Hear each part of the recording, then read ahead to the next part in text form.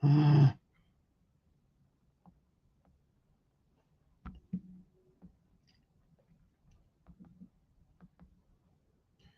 oi, oi. Of course.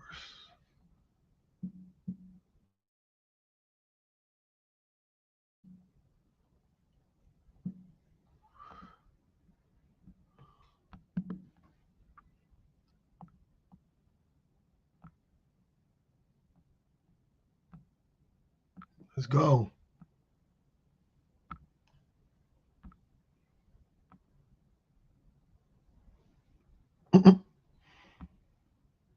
That's funny.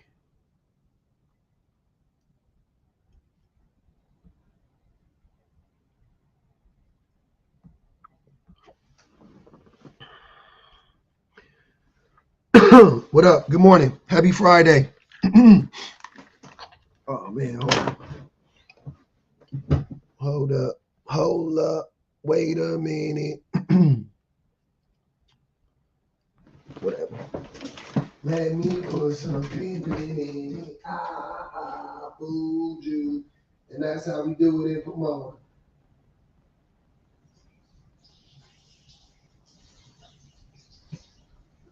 And that's how we do it in Pomona. Fool.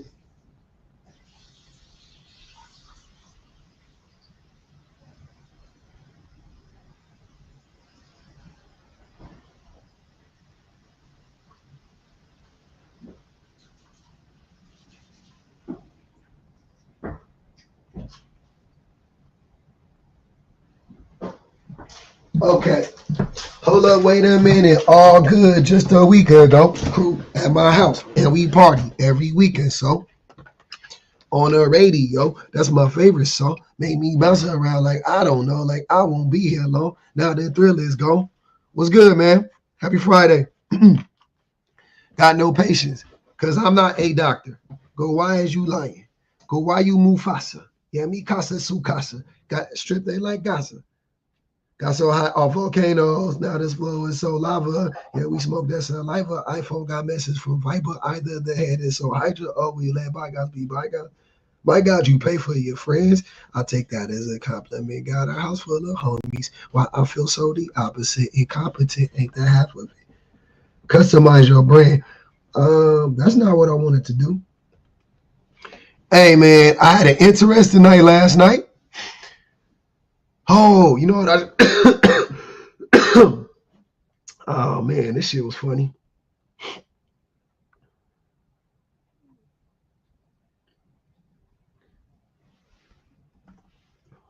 This was funny. Oh, I forgot to do two things. See, I'm glad I did that.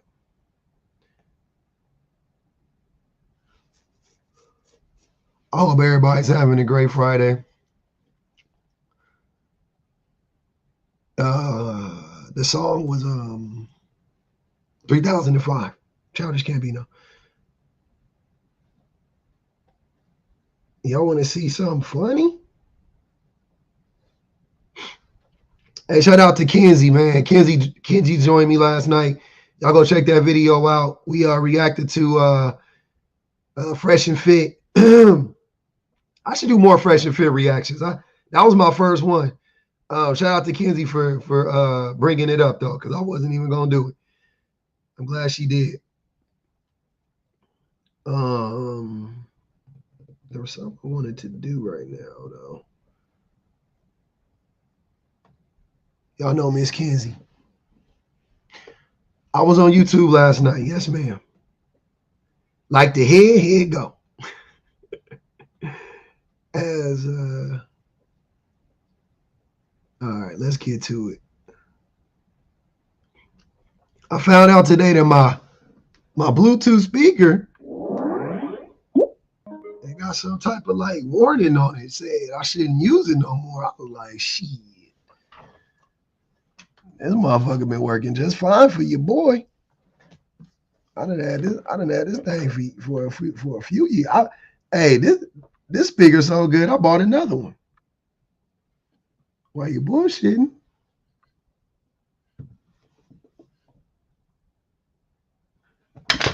Why you bullshitting?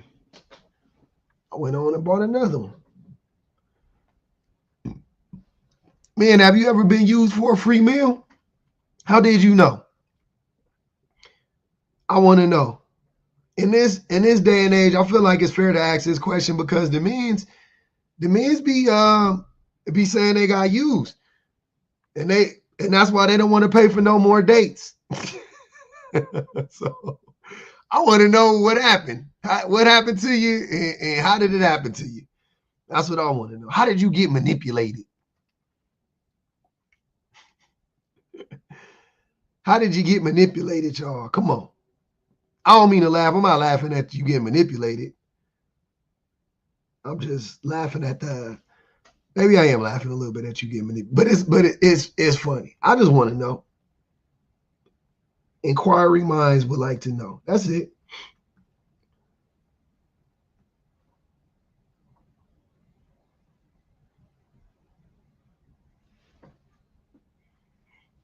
Mm-hmm. Streets don't love you, baby. Yeah, that's for sure.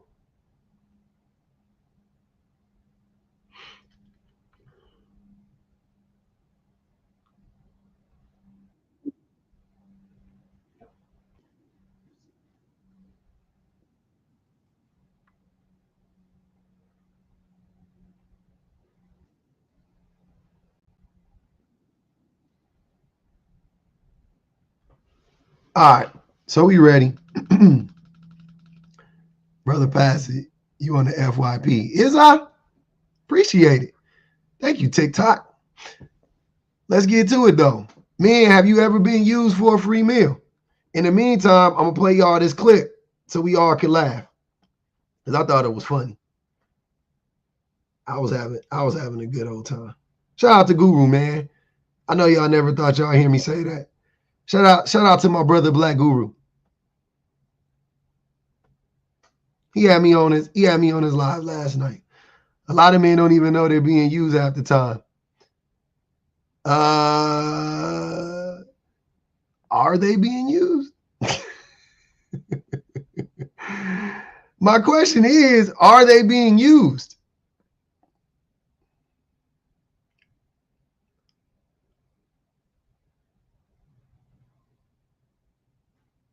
What's that? A lot kept bothering. Oh, a lot kept bothering her, and then they let her.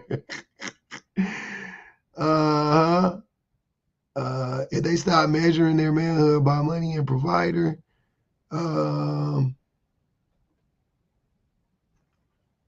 don't think I've ever been used for anything. I'll be honest with you. Not from a romantic part, you know what I mean? Like not a woman that I was like interested in. I never have, but I've seen men being used for a free meal. Oh, come up and explain it to us. How did it happen? What did it look like? It's always somebody else. I don't know if you guys have ever clocked that before. It's never us. It's never us directly, but we've seen it. So I would like to know what it looks like. And how did they know? How did you come to the conclusion, or how did they come to the conclusion that they got used?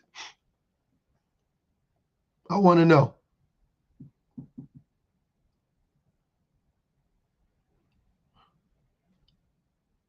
What's that finesse?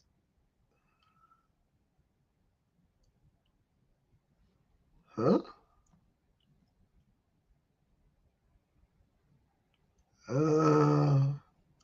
What are you talking about, finesse? A name like finesse, shit. You better be finessing somebody. I don't think it be happening too often. I ain't gonna even hold you. I don't think it be happening too often or ever. She used the love I have for her to her advantage. What does that look like?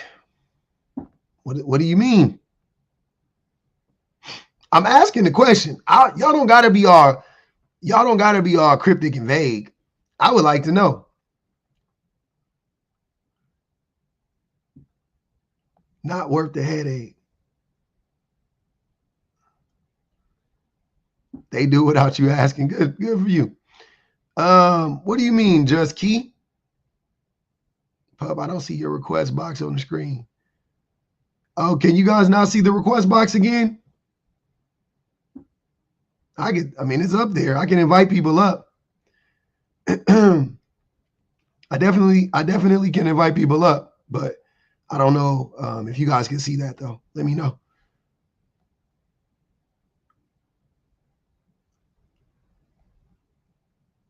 Okay, the request box is there. Okay. No request box. Y'all feel good. It's there. So it's not there for some and it's there for others. What the heck is going on, man? This page is weird and wonky. But I apologize in advance. Yeah, I thought this was good. Yeah, if you can't see it. You don't see it, hold on. I'm gonna leave and come back and see if it populates when I come back. Let's see.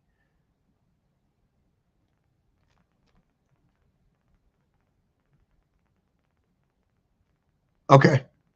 I left it came back. Oh, to request, click the multi-guest button. Okay. That's all it is. Yeah, it might be different. Okay. There you go. You're gonna be doing these lives of sign language in a minute. My voice is not cooperating. I don't know what's going on. I got like another week and a half on the meds, and then we'll see what happens. I might have to go back to the doctor. But anyways, yeah. Y'all don't want to tell me y'all stories? Okay. Y'all don't want to tell me y'all stories? Thanks, Miss Press. Y'all don't want to tell me y'all stories? That's crazy. Why y'all be so scared to tell Unc y'all stories, man? I just be wanting to hear them from the horse's mouth.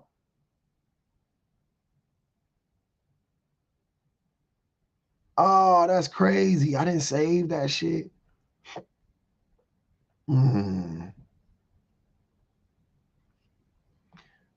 Oh, man, that's whack.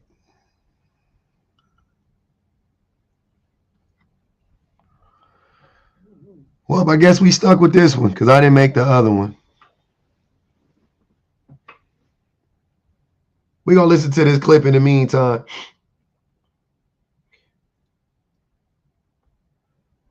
Okay.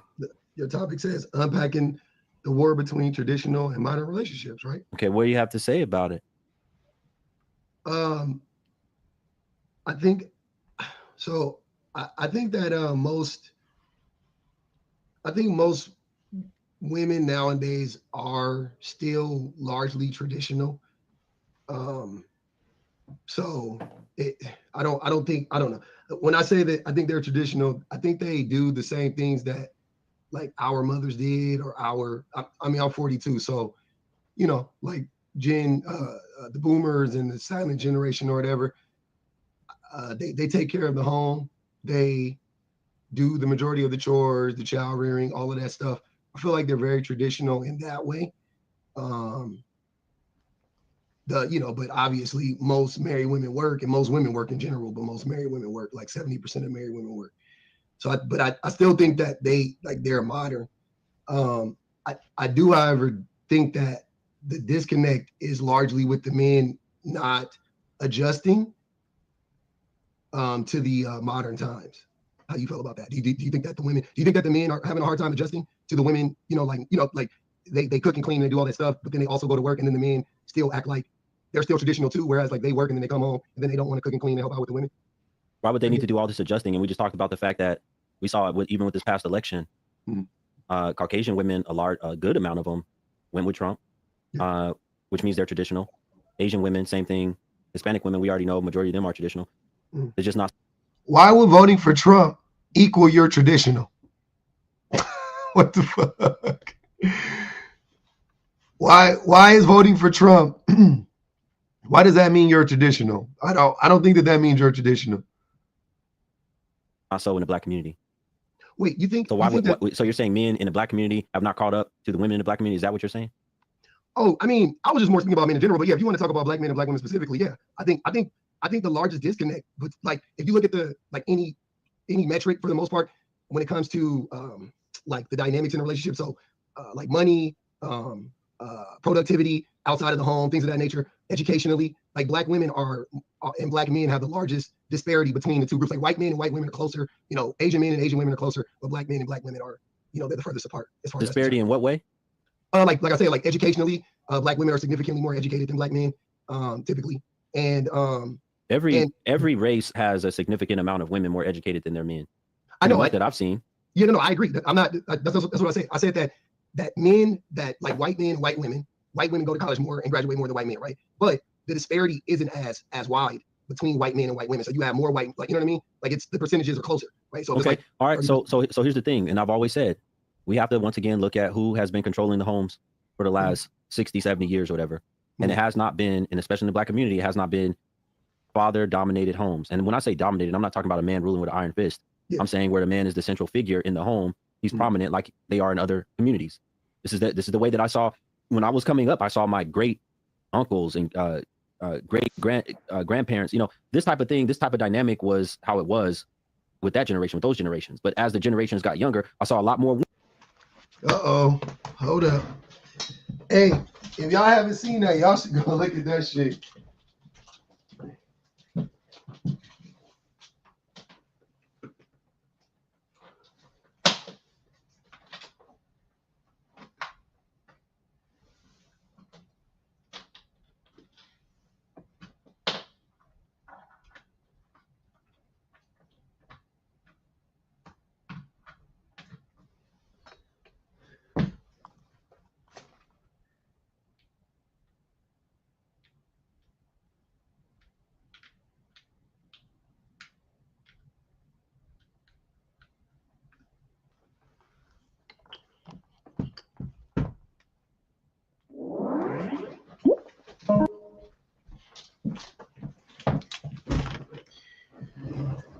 Y'all should go check that shit out so you can read the comments, because the comments were hilarious.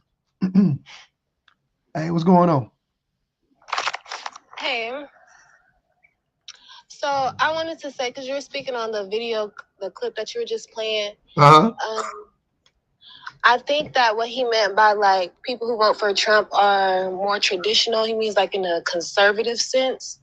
And like traditionally households were more conservative on that part. And then also like, and it's a little weird because like I'm not really prone to agreeing with guys, but I can kind of see where he comes from when he says that the disparity between the education and how it reflects on those cultures having men in the house more often than in the Black community. I think it's like men just kind of turn it on women when really it's because Black men choose not to be in the homes. He wasn't saying that. I think that's more of like what he was saying. He wasn't saying that.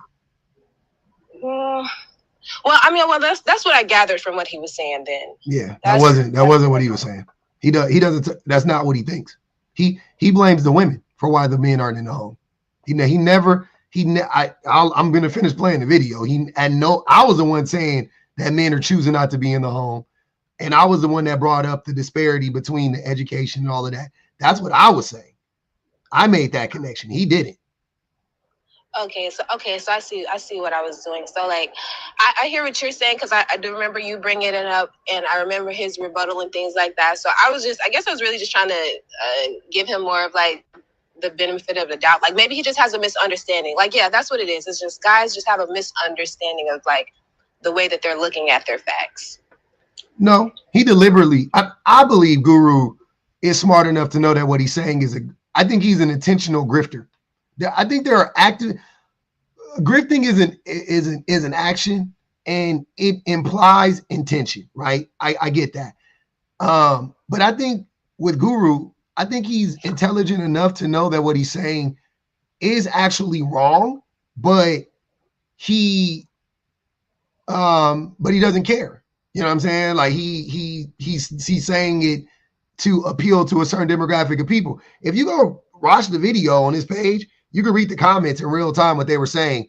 Like the people who listen to him are like super duper stupid, like really, really undereducated, uneducated people. and it's easy to manipulate those people. And he knows it. He knows exactly what he needs to say to manipulate those people, which is what he was saying. Oh, these women are they Jezebels, and all they want to do is go out and fuck a bunch of men and have a bunch of babies, and that's all he was saying. And I was like, well, I mean, what, like, why, how is that their fault? Like, like, I'm not understanding, like, why is this? I mean, like, cool, like, blame them for picking a bad man, fine, but are we gonna blame the bad man more? Like, why are we only blaming the woman for picking the bad man? Why are we not how are we not talking about the men who abandon the children? Like, that doesn't make any sense to me. It will never make sense to me in any capacity. Like, that we would be focused on the women for choosing the bad man, but not on the men for being bad. So that's a grift. Right. Clear as day. That's a clear as day grift. Because when you ask him, watch, I'm just gonna play the video. You keep listening. I'll play the video. You can let me know if you got any questions. Because this is you get women with children and a lot less men in the home, a lot less marriage, which means they're traditional. Asian women, same thing. Hispanic women, we already know majority of them are traditional. It's just not so in the black community. Wait, you think? So why would so you're saying men in the black community have not caught up to the women in the black community? Is that what you're saying? Oh, I mean, black men and black women are extremely conservative. I think black men and black women are the most conservative group of people in America, to be honest with you. I would venture to say that black men and black women are the most conservative.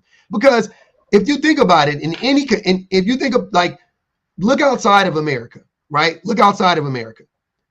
The most where the most conservative groups of people come from, they come from the most economically downtrodden countries, right? So like very South Koreans on a scale aren't as conservative as maybe like Chinese people are, right? Japanese people aren't as conservative as Nigerians are. You know what I'm saying? Like, and Nigerians aren't as conservative as Congolese are. You know what I mean? Like, the most conservative people, or Ethiopians are, like, the most conservative people come from like the poorest places in the world. And in this country, the most conservative people also come from the poorest and least educated places in the country, which, because of racism, it would be where most black people live. We live in the poorest, most uneducated places in the country. So of course, black people are the most conservative groups of people in the country. It doesn't mean anything, though. I mean, it's not, conservatism isn't what's going to save us, obviously. But there's another level to conservatives that I feel like, as a community, black people don't really like. We're constantly giving out towards other communities, you know, whether it's, you know, black men choosing to be with other races or whatever the case may be. We're constly like spending our money with others. There's this thing about the black community where it's not so much as like we're not really upholding it. Just keep. What does that have to do with anything? Well, I mean, I feel like it is important to point out that you're saying that we are the most conservative because of the backgrounds and things like that, and that doesn't really track with what I see. What is that example specifically? What does that have to do with anything? I'm very curious. Where's the connection between that and conservatism? Well, I said that there is layers to it. I know that. Where does that layer fit in at? That's what I'm trying to understand. Oh, okay. I see what you're saying. Mm-hmm. So the layer that I'm speaking on is how, when you look at other races who practice conservatism and things like that, they are very much about keeping things within their community. And I don't see that being exhibited in the black community. So it's like you're trying to draw the correlation of, oh, we are like that. But it's like on a layer that is very important, we aren't that way. And how we spend our money, how we invest our time, what we put our things into. We don't put it back into our own community. We distribute it amongst other communities. For whatever reasons we may have, their attitudes or whatever, we don't practice keeping it within ourselves. So yeah. Well, I think that doesn't. We live in America where if you want to buy a car, you got to buy a car made by white people or Asian people, right? If you want to buy clothes, more than likely they're going to be, you got to go to a white owned store and white people, a white manufacturer or a white company outsourced it to China or whatever, right? Or what, like, so like that myth about like keeping money in our community is stupid. It doesn't even make sense. It's not a real thing. It's not possible. You know what I'm saying? Like that's not, to me, that's not how I look at conservatism, but I could see, I guess, a point that you're trying to make there. I'm looking at conservatism, which me and Guru were talking about, through the lens of dating and how the dynamics play out in a relationship. That's what I was talking about. How does being conservative, or what does conservatism look like when you talk about relationships? You know what I mean? Like that's more what I was talking about. But if you mean economic conservatism, then that would be a different discussion. And when you say that people in other communities spend the money in their communities, yeah, white people can do that. They're white, right? But also Asians as well. They build communities within American communities. Asian people, Asian people build Asian. Hold on, that's whatever, that exceptionalism, right? That, what's it called? That immigrant, the exceptional immigrant or whatever they call it. Like, it's not real, right? Like, we know model minority. Yeah, that's that model minority myth. That like, oh, Asian people they keep all their money in their neighborhoods, and they don't. Not just Asians either, Mexicans as well. They don't. I'm telling you, the only group of people that can do that are white people. Everybody else got to break bread with everybody. The only people that can do what you're talking about are white people. That's it. Every Asian's got it. The level that white people do it, yes, but there are. I don't know where you stay at particularly. I live in Long Beach, California. In California, so then you know that there's a lot of different places that hold specific spots for just those. Yeah, I go to those places. Like we got little. They have their own stores. They shop with their own people. They buy with their own people. They get their car fixed by their own people, because that's their people are concentrated in that area. So it's not on the level of how white people doing it, but they're still doing it. And I'm saying I don't see as much of Black people doing it to the same level as other races are doing it. Because we have assimilated, and they haven't.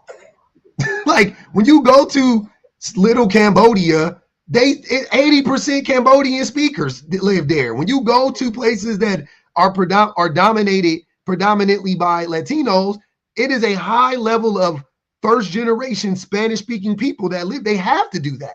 They don't have a choice. But we can speak English. We can do whatever we want to do. Like, they're not doing that for some political shit. They're doing that shit out of necessity for survival. But it's not that, like, this idea that like Asians got this like in on the, Asians don't got no power in this country. Like, you know what I'm saying? Like, they have to do that. Yeah, by the third generation they assimilate, and when they assimilate, they move. They do the same thing we do. They go move out, and there's not many wealthy Latino neighborhoods where in my state, right? There's not many. There's a few like parts of cities that are, you know what I'm saying? They got some they got some Latinos that make some good money, but most of the Latinos that live in California live in poor places. Same as me, same as Black people. And the ones that fully assimilate, that get their education and make $100,000 and $200,000, they move out. They got to go live around white people too. Asians do the same thing too. That's what I'm saying. Like, I'm not. This is weak. Like this misconception that we have, and Asians have zero political power in America. You guys are tripping. Zero. I think y'all really got to go look it up. Zero. Where is it at? Show me where the Asian, they don't even fucking vote. Where is their political power at? When was the last time they rallied and organized? And that, like, they don't got no fucking political power in this country. What are you talking about? Maybe locally. What is the overall disparity then between Black men and Black women? Because I am a Black woman, and I don't know what other races' relationships look like in its entirety. I just go off of my perceptions, but it does seem as though it just seems healthier in a sense, just their overall interactions with each other and everything like that. So why do we have such a huge divide for Black men and Black women? Because of misogyny. The divide is misogyny. The divide between why Black. Doesn't that same misogyny affect others the same way that it affects Black men? Because everything affects Black people more. Everything does. Racism affects us the most. Capitalism affects us the most. So does misogyny. So Black people, we're already poor, right? We're already disenfranchised for being Black. And then within that disenfranchisement, hold on. And then within that disenfranchisement, we disenfranchise each other due to misogyny. Yeah, then of course that's gonna happen. It's even worse for us. Okay. Right? So every time a black father abandons his family, it's worse, because it's worse than it is if a white man abandons his family, because white women have more resources than Black women. Just generally speaking, right? Not every white woman, obviously, but generally speaking, white women have more resources than Black women, right? So if a white man leaves his white family, they're not as prone to falling into poverty as Black women are, due to resources, due to familial support and whatnot, right? So everything we do is just it just exacerbates the situation where we already are behind the 8 ball because of race, right? But then Black men come in the community and we destroy the community from within. We abuse the women in the community. We abuse the children in the community. We abuse each other in the community. Huh? Because of misogyny. Because most of that is rooted in misogyny. Some of it is capitalism. I mean, it's intersectionality. Some of it is capitalism, like when we sell drugs to one another or we sell smug to one another. That's capitalism, right? That's because of that. But when we abandon our families, when the Black man is abusive to the woman, which is rooted in misogyny, and then the woman gets rid of him, and then he, to punish her, abandons the children, that's rooted in misogyny. Because you hate the woman so much, because you feel like she is owed to you. You feel like, oh, it don't matter if I abuse her. She should stick with me no matter what. And then she leaves you, or whatever the case may be. Now you go, okay, I gotta fuck her. I ain't about to. You think I'm gonna pay child support? You try to put me on child support, I'm gonna run for the rest of my life. Fuck them. Like that's what Black men do, and we can't do shit like that. That's because of misogyny. 1,000% that's because of misogyny. What up, Paul? What up? Hold on. 1,000% that's because of misogyny. Why else does he hate her? You know you fucked up. You know you cheated on her. You know you abused. You know you neglected her. She kicked you out. Okay. Why are you punishing the kids? So is this something that's like ingrained in them, like just like because yeah, it's ingrained in us. It's not natural. It's not like Black men are naturally like this, but yeah, it's ingrained in us. Absolutely. Without a doubt. No, it's not. How is it not? First things first, how you doing, bro? I'm good, man. Your voice is raspy, bro. It is. It's really bad. I was getting sick too a few days ago, and then it went away. But we'll see. We'll see what happens. Yeah. I don't think nothing's ingrained in anybody. I think it's taught. I think behavior is taught. Hold on. That's what ingrained means. Okay. Yeah. Ingrained means it's learned. Yeah. Okay. All right. So, but I think everyone comes out of the womb as a, innocent. I think we all grow up, and I think some people, life, how life perceives them or how they perceive life is due to how they were raised. And let me turn these comments off because I know how these peasants can get. Some people, I think, will forever be. What I'm trying to say is this, bro. At the end of the day, I got a problem. All right. Okay. My problem is this. Every time I get on this internet, Mm-hmm. I don't know if it's my algorithm or not, bro. It is. I gotta fix this. It gotta be before 2025, bro. I gotta fix this. It is your algorithm. It gotta be. I can already tell you it is. Whatever you about to say, if you say when I get on the internet, it's your algorithm. Okay. Guaranteed it's your algorithm. But go ahead, I'm listening. If it is the algorithm, I need to fix it. All right, go ahead. I'm listening. I'm so exhausted, bro. With what? When I see every damn day of this black women, black men, black women, black men, black women, black men, I'm so exhausted of it. It's becoming so tiring to me. And do you stay in LA, right? Yep. I live in Long Beach, but yeah, LA County. Mm-hmm. Yeah, you stay in LA. All right, California, cool. Yep. You agree with Andrew Schultz? Of course not. Okay. I just want to make sure. Because I've ran into some things where it was quite unsettling.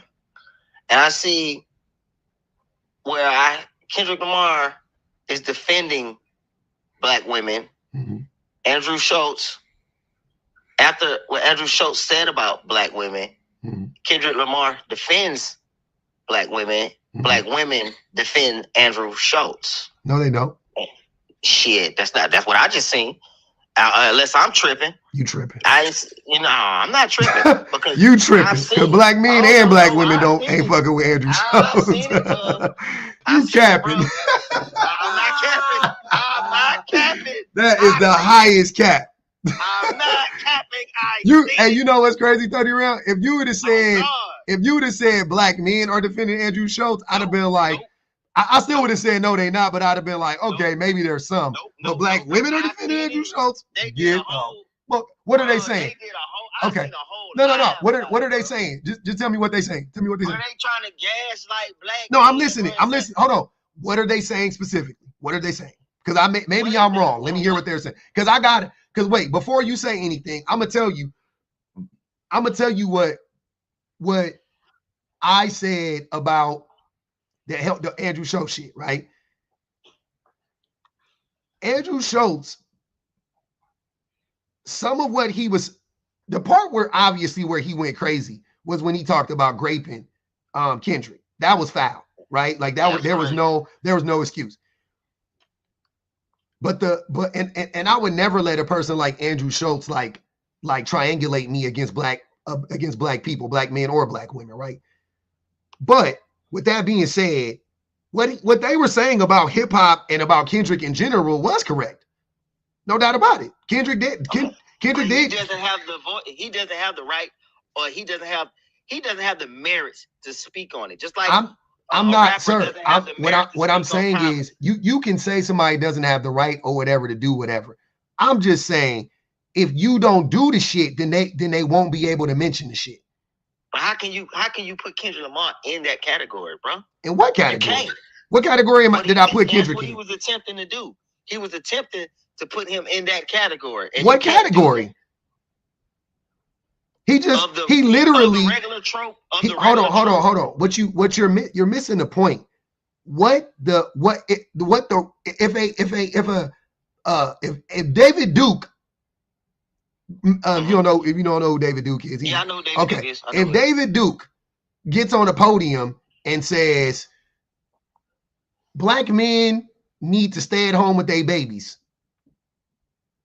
I'm not gonna sit there and be like, y'all need to listen to David Duke. I wouldn't say that. But is what he said right? Yeah. Like I don't like right is right and wrong is wrong. Right? So you saying right message, wrong message. Yeah, exactly. Andrew Schultz was right. Everything he said about Kendrick was true, aside from the personal attacks, like about the violence and all of that shit. Literally what he said about Kendrick, which I did a live on that shit and I talked about it. When Kendrick and Drake was beefing, I said both of them niggas got shaky pass when it comes to being misogynistic. I was like, both of them are misogynistic. Both of them. Kendrick and Drake are both very misogynistic. Kendrick, though, seems like he's more like genuine and he seems like he gets it better. You know what I'm saying? No doubt about it. And Drake seemed like a fuck boy. You know what I'm saying? Like, no doubt about it. They're different types. They're on different places of the spectrum, but are they both extremely misogynistic? Yes. And what Kendrick said about Andrew Schultz and about white comedians making fun of black women was right. But why does it have to be a white comedian. Why? See what I'm saying? Like, why are you? So only black men can make fun of black women? No, nobody. Any comedian making fun of black women should be a problem. This nigga he was trying to triangulate black people against white. You see what I'm saying? Like, I know trust me, bro. And this is coming from y'all know I'm pulling for Kendrick. I love him, whatever. But I'm gonna call a spade a spade. Like, let's be fucking for real. Like, why is it acceptable for black men to degrade black women, but when a white man does it, that's a bridge too far? Like that, and that's what and maybe that is what some black women was clocking, and I could agree with that. All right. So it's not acceptable, but when you jump on that side of the fence and you make it seem like, even like you said, right message, wrong messenger, right? Mm-hmm. But for you to even side with the messenger or the message in that context, mm-hmm. then you're just as bad as that person. You get what I'm saying? Like the black guy that was sitting on that couch. Oh yeah, right? Yeah. Mm-hmm. Nah, the black guy, he's cool, right? Yeah, definitely. We're not worried about it. He definitely deserves to get stumped. You know what I'm saying? Well, yeah, whatever. But he definitely deserves to get dealt with. Yep. Yeah, he deserves to get dealt with. Yep. But when I see people like that tuck their tails, you get what I'm saying, around those type of people, I question them as a person, as a black person, first and foremost. I don't like when I see, I'm sorry, these comments are distracting me. I don't like it when I see us giving into it. You get what I'm saying? Us arguing amongst each other, because that's what they're trying to do. What you just said, they're trying to triangulate us against each other. And once we start doing that, then they can just wipe their hands, and walk away and be like, shit, see, I told y'all, them niggas don't know how to, it's on them now. Yeah, that's the difference between me and other. You can never turn me against black people. Like, that'll never be the thing. But I'm also never afraid to say the thing that needs to be said about black people. Because I think the people that try to not talk, like when you say I'm tired of hearing about I'm more tired of black men doing the shit than I am about hearing about it. I don't mind hearing about it because it's constantly happening. You listen to so much fucking rap, right? Where they be talking, your name is 30 round clip, right? Your name is violent. You listen to, you consume violence on a daily. Black men committing acts of violence against other black men. I gotta stop you right there. I'm sure. I gotta stop you. My name is my name. That's first thing. What does that mean? I stay, hold up, wait a minute. I stay in a red state. I own a plethora of firearms. So my name has nothing to do with rap music. I said your name, sir. You said my name is 30 round. Your name is violent. To do with rap music. I said no. I'm separating the two. I'm just making the point that your name is violent. Your name is violent. Not violent, bro. Bro. If I want to protect myself, that's not violence. Oh my god. That's not violent, bro. To protect myself. This is shit. You tired of hearing about this shit? I'm tired of black men lying about trying to lie in my fucking face. That's what I'm tired of. I'm not tired of hearing about the shit. I'm tired of y'all trying to lie to me. Like, I'm sick of it. Sir, I don't care however you rationalize it. Your name is violent. That is a violent thing. 30 round clip is violent. Period. Why it is? What the fuck? Sir, I'm sorry. Stop. Your name is violent to me. You can argue it to yourself if you want to, not to me. So your name is violent. And I'm sure you consume copious amounts of violent content, right? And misogynistic content, like most men do. Like most black men do specifically, right? I try not to. But you do. And you have. Even if you recently turned over a new leaf, fine. But historically, right? In your life, you have consumed a ton of violent, misogynistic content, tons of it, right? So when I'm having these conversations, right? I'm tired of black men acting like it's like black men are so image conscious. We are so concerned with our image. That's why you don't like hearing about this shit, because you don't like hearing how fucking abysmal a lot of black men are. You don't like hearing about that. It rubs black men specifically the wrong way. Oh man, here they go again. Black men versus black women. Yeah, but we need to hear about it. Let's keep fleshing it out. Because maybe one day you will understand what's really going on, and maybe one day we'll stop doing the shit. Sweeping it under the rug, not talking about. I can guarantee you, those are the fastest ways that will lead us to disaster. Not talking about it is the quickest way for us to burn this bitch down, to burn ourselves up, right? That'll lead us straight to hell. Talking about it is the only thing that gives us a shot at changing it. Not talking about it ain't gonna make it go away. Just like with racism. So let me ask you a question. Right? All right. If I was in the military, or if I was, let's just say, CIA or FBI agent or whatever, right? Yep. And my name was Silencer 9mm. It would still be the same. I don't understand what are you not getting. I'm not correlating it to rap music or being a white. It is still violent, bro. Your name is literally talking about a weapon. That is violent. It's not violent, bro. Why are you still arguing this with me? I already told you I don't want to argue about it. You're not gonna convince me. I'm not trying to convince you. I'm just telling you. Okay. You don't want your name to be viewed as violent. Change your fucking name. To me, it's violent. My name. Okay, then don't change it. Then you got to accept what I'm saying. Then don't try to convince me it's not though. I can read, brother. I can read. I know what the name means. I know exactly what it means. I don't know what you're saying. Like you don't get to have a violent name. I call it out and you go, nah. Don't see me for what I am. Don't call me out. No, nigga, I'm gonna call it out. Your name is violent. I don't give a fuck how you rationalize it. I don't care how you rationalize it. I didn't say it was good or bad. I just said it's violent. I'm not a violent black man. I'm not a violent black man. My real name is Arbery. Okay. That's my real name. I am not a violent person. You know what I mean? That's first and foremost. So I own a plethora of firearms and I stay in a red state. I can own as many firearms as I want. Nobody said you can't. And I'm not gonna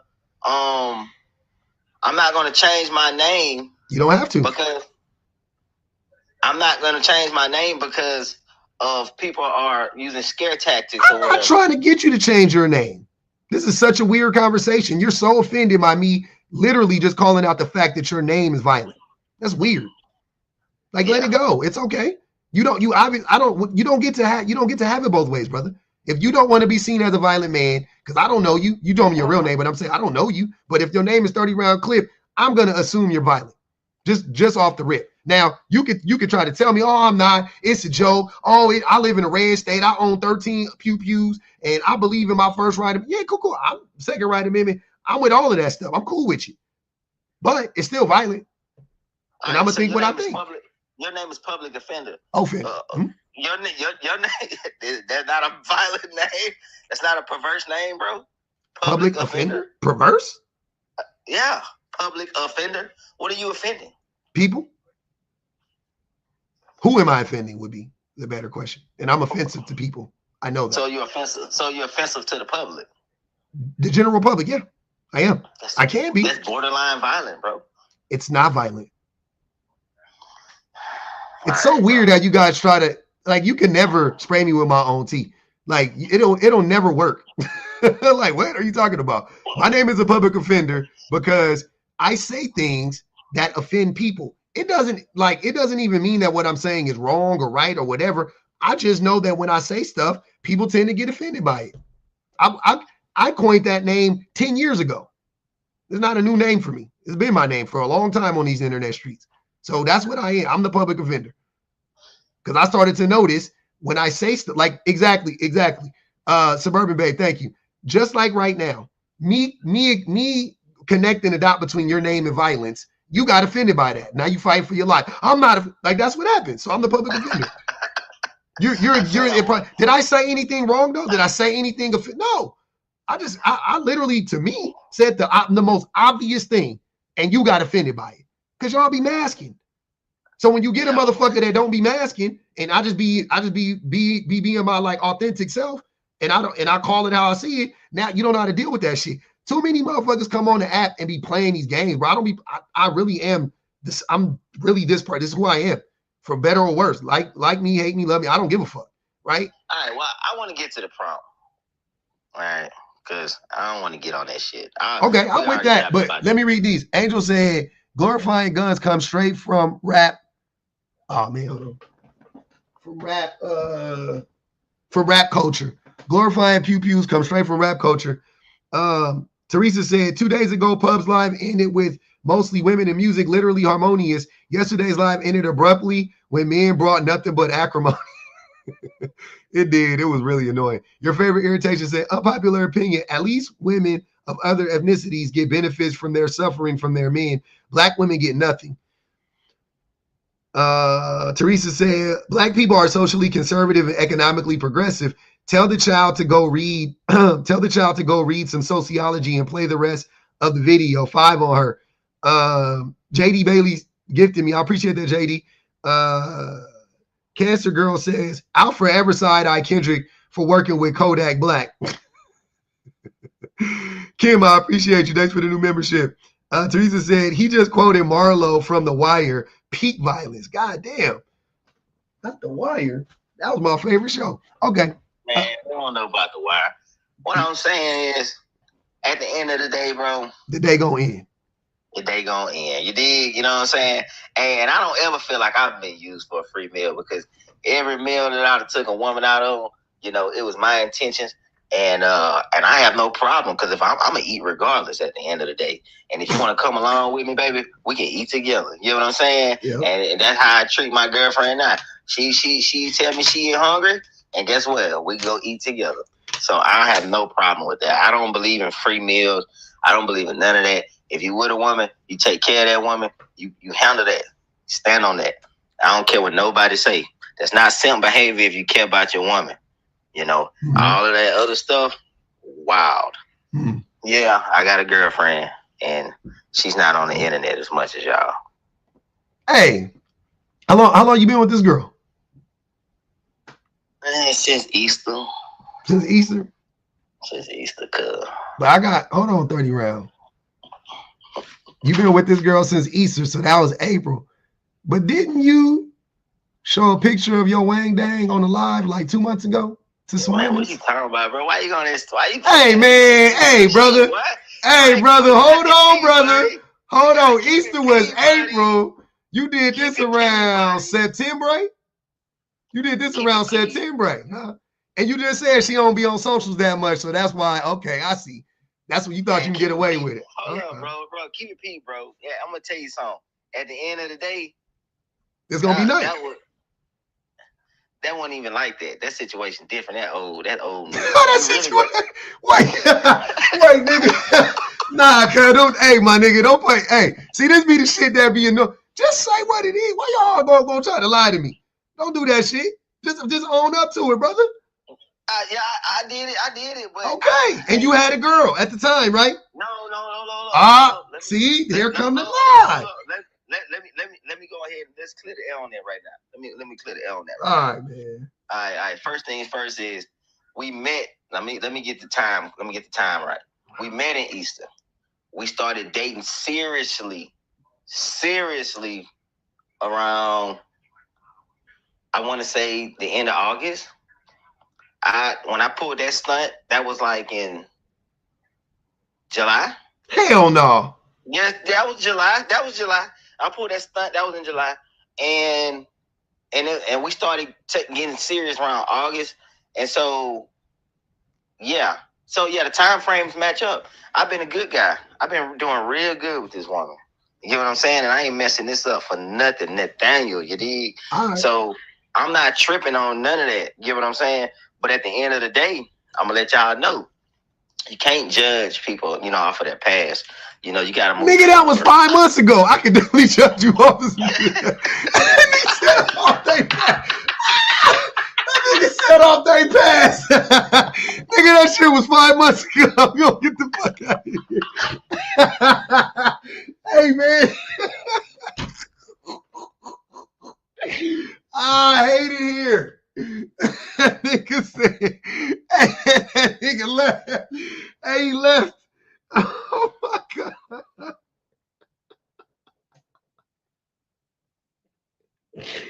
Oh my God, man. That shit crazy. Wow, the gaslighting be crazy. Oh my God. Go ahead, man. And letting me speak on it. I also just want to add that I understand that, Black people are making big strides and stuff like that. But if we don't understand, like, the root of it and understand the miscommunication, because that's what I think it all is. I could ask you if you thought that guy was a misogynist, if he thought he was a misogynist. Oh, he was. It's like, and I bet if you ask him, he would say no, And then if I were to confront him as his sister and be like, hey, maybe you could fix these things because your traits are showing these type of things, he would be like, oh, I'm not those things. And it's like, how do you help them understand? That's really where I was coming from, a place of just trying to get down to what the real root of the problem is, and just to, help everybody. What do you think the root of the problem is? Yeah. I think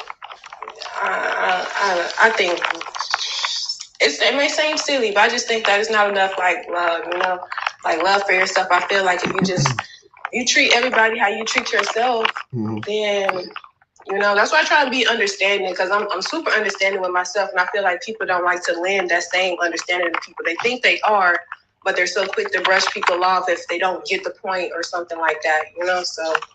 But what does that mean, though? I'm trying to figure. I mean, like saying like "Where is the love" is one thing, right? Like I've listened to the song 1,000 times, but what does that mean, though? Like, how do we, you know what I'm saying? Like, so we want to chart a course so that we can actually get to a destination. How do we get there? Well, yeah, that's, so we saying like, okay, so right, like me just being one person, right, and being a person who's just gonna go out there and operate. Just keep real quick. What's that noise? What's that noise? Are you rubbing up against something? Sound like when you stop. My jacket. Oh, it's your jacket. Okay, and when you stop, it's It's probably your mic rubbing up against your jacket. Okay, go ahead. I'm listening. Okay, but yeah, I'm a person. I go out.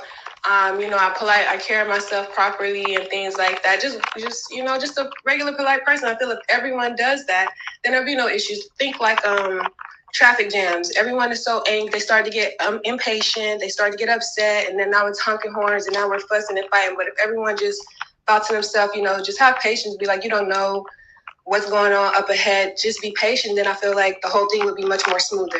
You get it? Yeah, I'm not. That's what I'm saying. I don't think.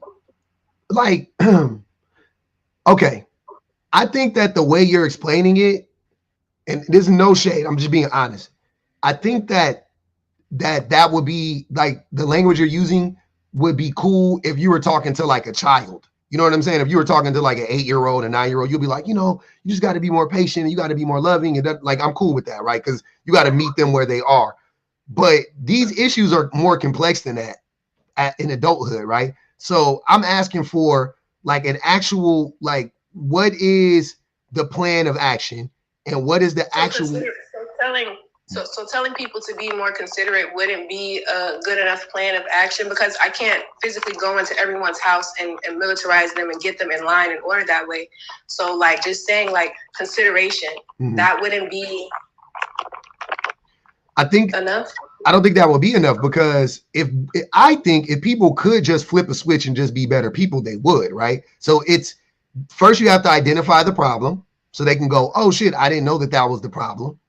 And then they have to want to address it. They have to see it as a problem so that they'll address it. And then once they address it, then you could itemize it and say like, well, yeah, you need to be more considerate. You need to be more deliberate. You need to be more intentional, you need to be more consistent, whatever, you need to have more integrity, yada, yada, yada. And you can use those terms then. But we like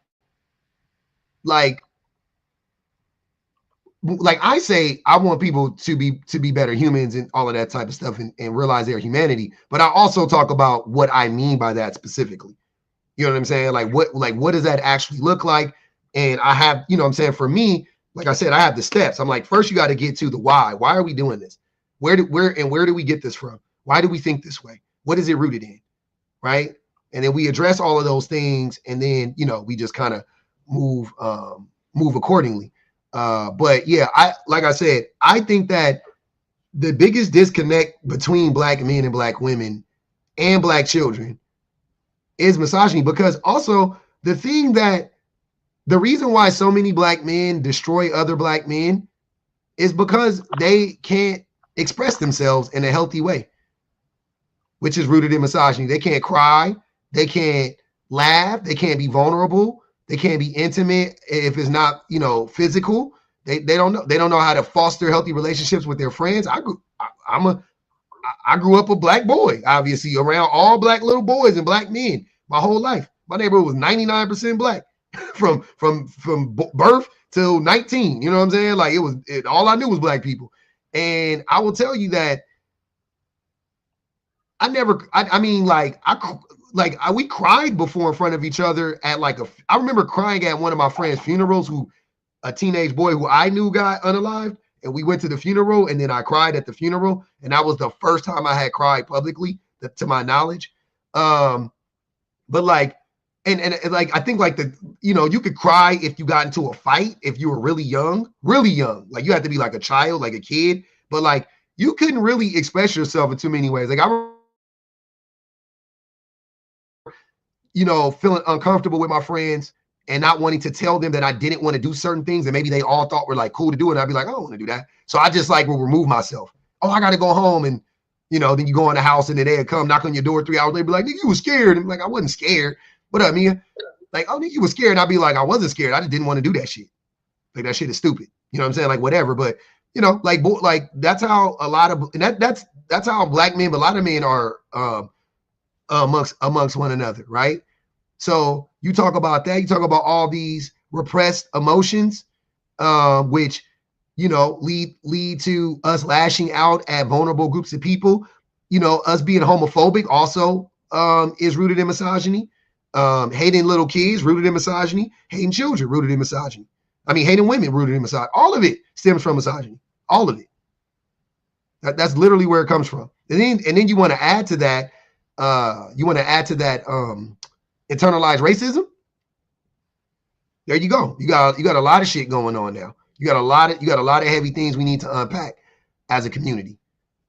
You know what I'm saying? So yeah, I don't think circulating the dollar in the black community is gonna cause that shit ain't gonna cure nothing. Because black capitalism will never save you from capitalism. You know what I'm saying? Like there is no black capitalism. You know what I mean? So thinking that we just gotta pull our resources together and you know what I'm saying? Like we should do that, but we should do that to mobilize to tear down the system. But if you're just doing that, trying to like make it within the system will just take it from you if they wanted to. The system will just, if the system wanted to tomorrow, all those like those model minorities you're talking about, those Asian people that have all these stores and shit, they could take that from those Asian people at the blink of an eye and at the drop of a hat. The same way they've done black people, the same way they've done Asian people in this country, right? So I'm not understanding. They paid Asian people reparations in this country for what they did to Japan. They had Asian people building the railroads when they came over here. They locked Asian people out of every single resource in this country up until about 50 years ago, up until black people fought for their rights and got some rights, and then Asian people got a foot in the door from us, right? So Asian people aren't, you know what I'm saying, like that. But the white supremacy, what they do is it's a hierarchy. So they put blonde hair, blue eye, to be specific, they put blonde hair, blue eye Anglo-Saxons at the top. And then everybody else, everybody that's further away from that model, they get less and less resource. That phenotype, everybody that is further away from that phenotype gets less and less resources. That's all it is. That's the simplest way to describe how our hierarchy works in this country and in the West, right? Blonde hair, blue eyes at the top, and then everybody else just less and less and less and less and less and less and less, right? Until you get to black people, obviously, we can't hide shit. Our hair is different. Go ahead. So until that's dismantled, like you said, then these conversations are going to continue to happen, essentially. No. We can dismantle misogyny within our neighborhood. We don't need white people to do that. We can do it. Black men can do it in our neighborhoods. We can do it, right? We can do it on our own. And how? By unpacking it, by identifying that you are misogynistic. You have a hatred or disdain for women. You have misogynoir specifically because you hate black women more than you hate every other group of women. And this is how you need to go about unpacking it. You need to read. You need to educate yourself. You need to learn about the inequities that exist in this system that have disenfranchised black women, that push black children further away to the fringes. and push LGBTQIA folk and so on and so forth. You have to, education is the only way. The only way. It's a lack of education that is killing us. That's the thing. That's the thing that's really that's really unaliving Black people, is a lack of the lack of education, right? So the education should be starting when the young boys are young boys. We shouldn't be trying to educate basically like guys like 30 round clip, whatever his name. Why like, he has kids. Where would the education start? If you don't educate the men and the women, then the children won't get the education. Right, but they are so like repulsive to that information. Like I said, if you try and tell a guy that X, Y, and Z, a guy that is a misogynist, if you try and tell him those things, and even not even using that same language, he will push back against that. Yeah. So, I mean, essentially, it's like those guys are lost causes at this point. Like that's what I'm gathering. Maybe. And you're saying no, that's not the case because he has kids. So wait. I'm not saying that that's not the case. I'm not disagreeing with you that most men are lost causes. I 100% agree with that and accept it. Okay. I'm not speaking in absolutes though. Just because the vast majority of Black men are lost causes doesn't mean that we don't need to try to educate the 5% because it don't take that much. You got to think only like 1% of us are doing the things that we need to do. You know what I'm saying? The other 99% is somewhere not doing what they need to do. They might be doing some approximation of it. They might, you know what I'm saying? But like only 1% of us are actually actively participating in destroying the patriarchy, right? So, but we need to get that number up to around 5 or 6 or 7%, not to 90% or 30%. We need to get it up to 5, 6, 7, 8%. We can do that, and I think we can do that in our lifetime. I don't think that that's crazy, but we got to do the work. We got to keep doing what we, you know what I'm saying, needling them, poking them, you know, stirring the pot, making them look at shit from different angles, doing it one at a time if you got to. It ain't gonna be no easy, quick fix. You ain't gonna do it with a rap song. Ain't gonna change our minds. A movie ain't gonna change our minds. Like none of that shit is. Okay. All right. Well, in that case, looking at things from a different angle, if there are any guys in here, I don't see it as have you ever been used for a free meal? I think it's like it's nothing free in this world. You looking at it like that, it's gonna put you in a mind frame that someone's trying to take something from you. If you look at it as an even exchange. I mean, if you're spending time with somebody, if they, I don't really understand the whole using people. I feel like we all do it. It's nothing really. Who? What? Who use? Who? What do you mean we all use people? Everybody uses people. You use your wife for emotional support. You use your, everybody uses people. It's just, it's not use. It's the word use that seems so abrasive, but using is not a bad thing. It is a bad thing. It is a bad thing in this context. Yeah, it is a bad thing. Well, just so you know. Too much of anything can be a bad thing. No. Too much of anything, though. I hear what you're trying to say. But I'm saying if you say I use that person, nobody looks at that as a positive. That is a negative. Like, so the context matters, right? So it's not. There's no need in us trying to change the context, right? Let's just keep it where it's at. Using people is wrong. Generally speaking, using people is wrong. That notion that we all use people, I wouldn't say it like that, right? I wouldn't frame it that way because it does have negative connotations. And there's no need in us trying to like make it not be negative because it usually is negative. You know what I'm saying? Yeah. Reciprocate, yes. Reciprocity, completely different conversation. Using, I don't like that. I think that's bad. I think that's a bad approach. So yeah, I do think that meals are free. I've never taken a woman out with an expectation of getting something from her.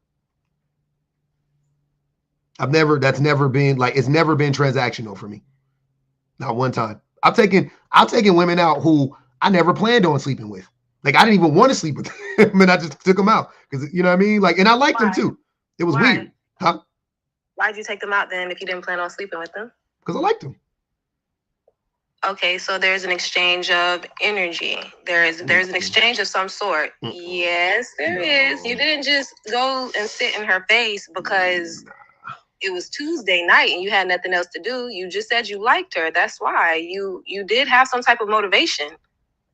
Yeah, exchange isn't. Yeah, thank you, Siren. Exchange isn't using. But yeah, my motivation was I liked her and I went to hang out with her. And I did like the weirdest thing was I liked her romantically. Like I did. You know what I'm saying? Like but I wanted to date. Like I wanted to date her. It was like I wasn't interested. Let me put it like this. I wasn't interested in sleeping with her. Let me just say that. Like that wasn't like on my mind, you know, that wasn't on the forefront. I could have slept with her at one point in time. She asked me to. I said no. And then we just continued to date. I just wanted to date her. We kept dating. So yeah, I've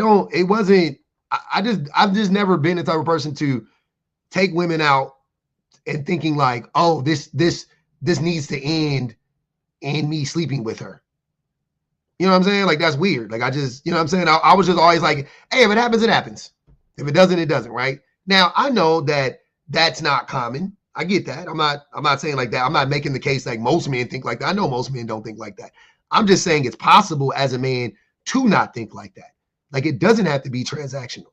You don't have to, every time you take out a woman, you're thinking like, how is this going to end?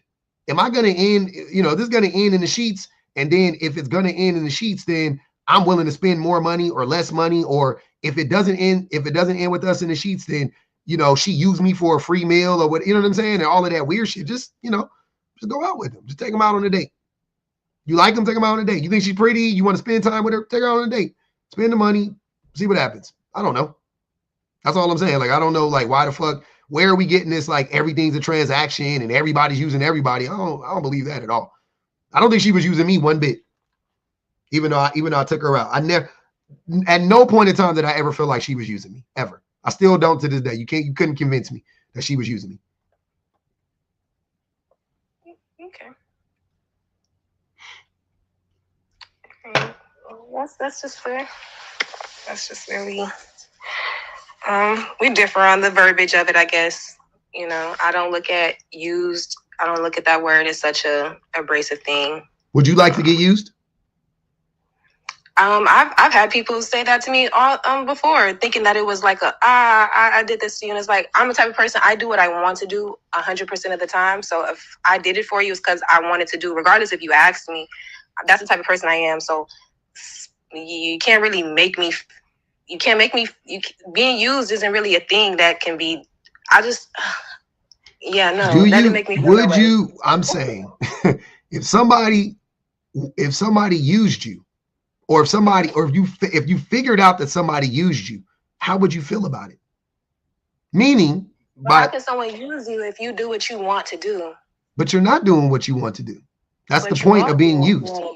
If you're doing, hold on, wait. I think you're missing that. That's what I'm trying to tell you.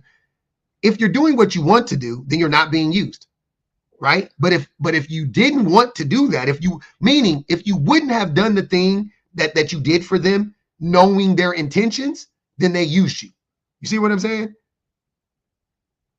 Like if somebody says, if I say, hey, Key, take me across town, I need to go pick up something. And you go, okay.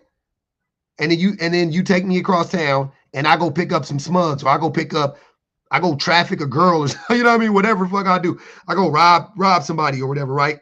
And I get back in the car, and are you not going to be like, wait, did you just go rob somebody? Did you just go buy some smugs after you just? So I used you for a ride, right? Like, had you known I was going over there to do that, you wouldn't have given me the ride, correct? Right. Okay, so you got used. You didn't want to do that.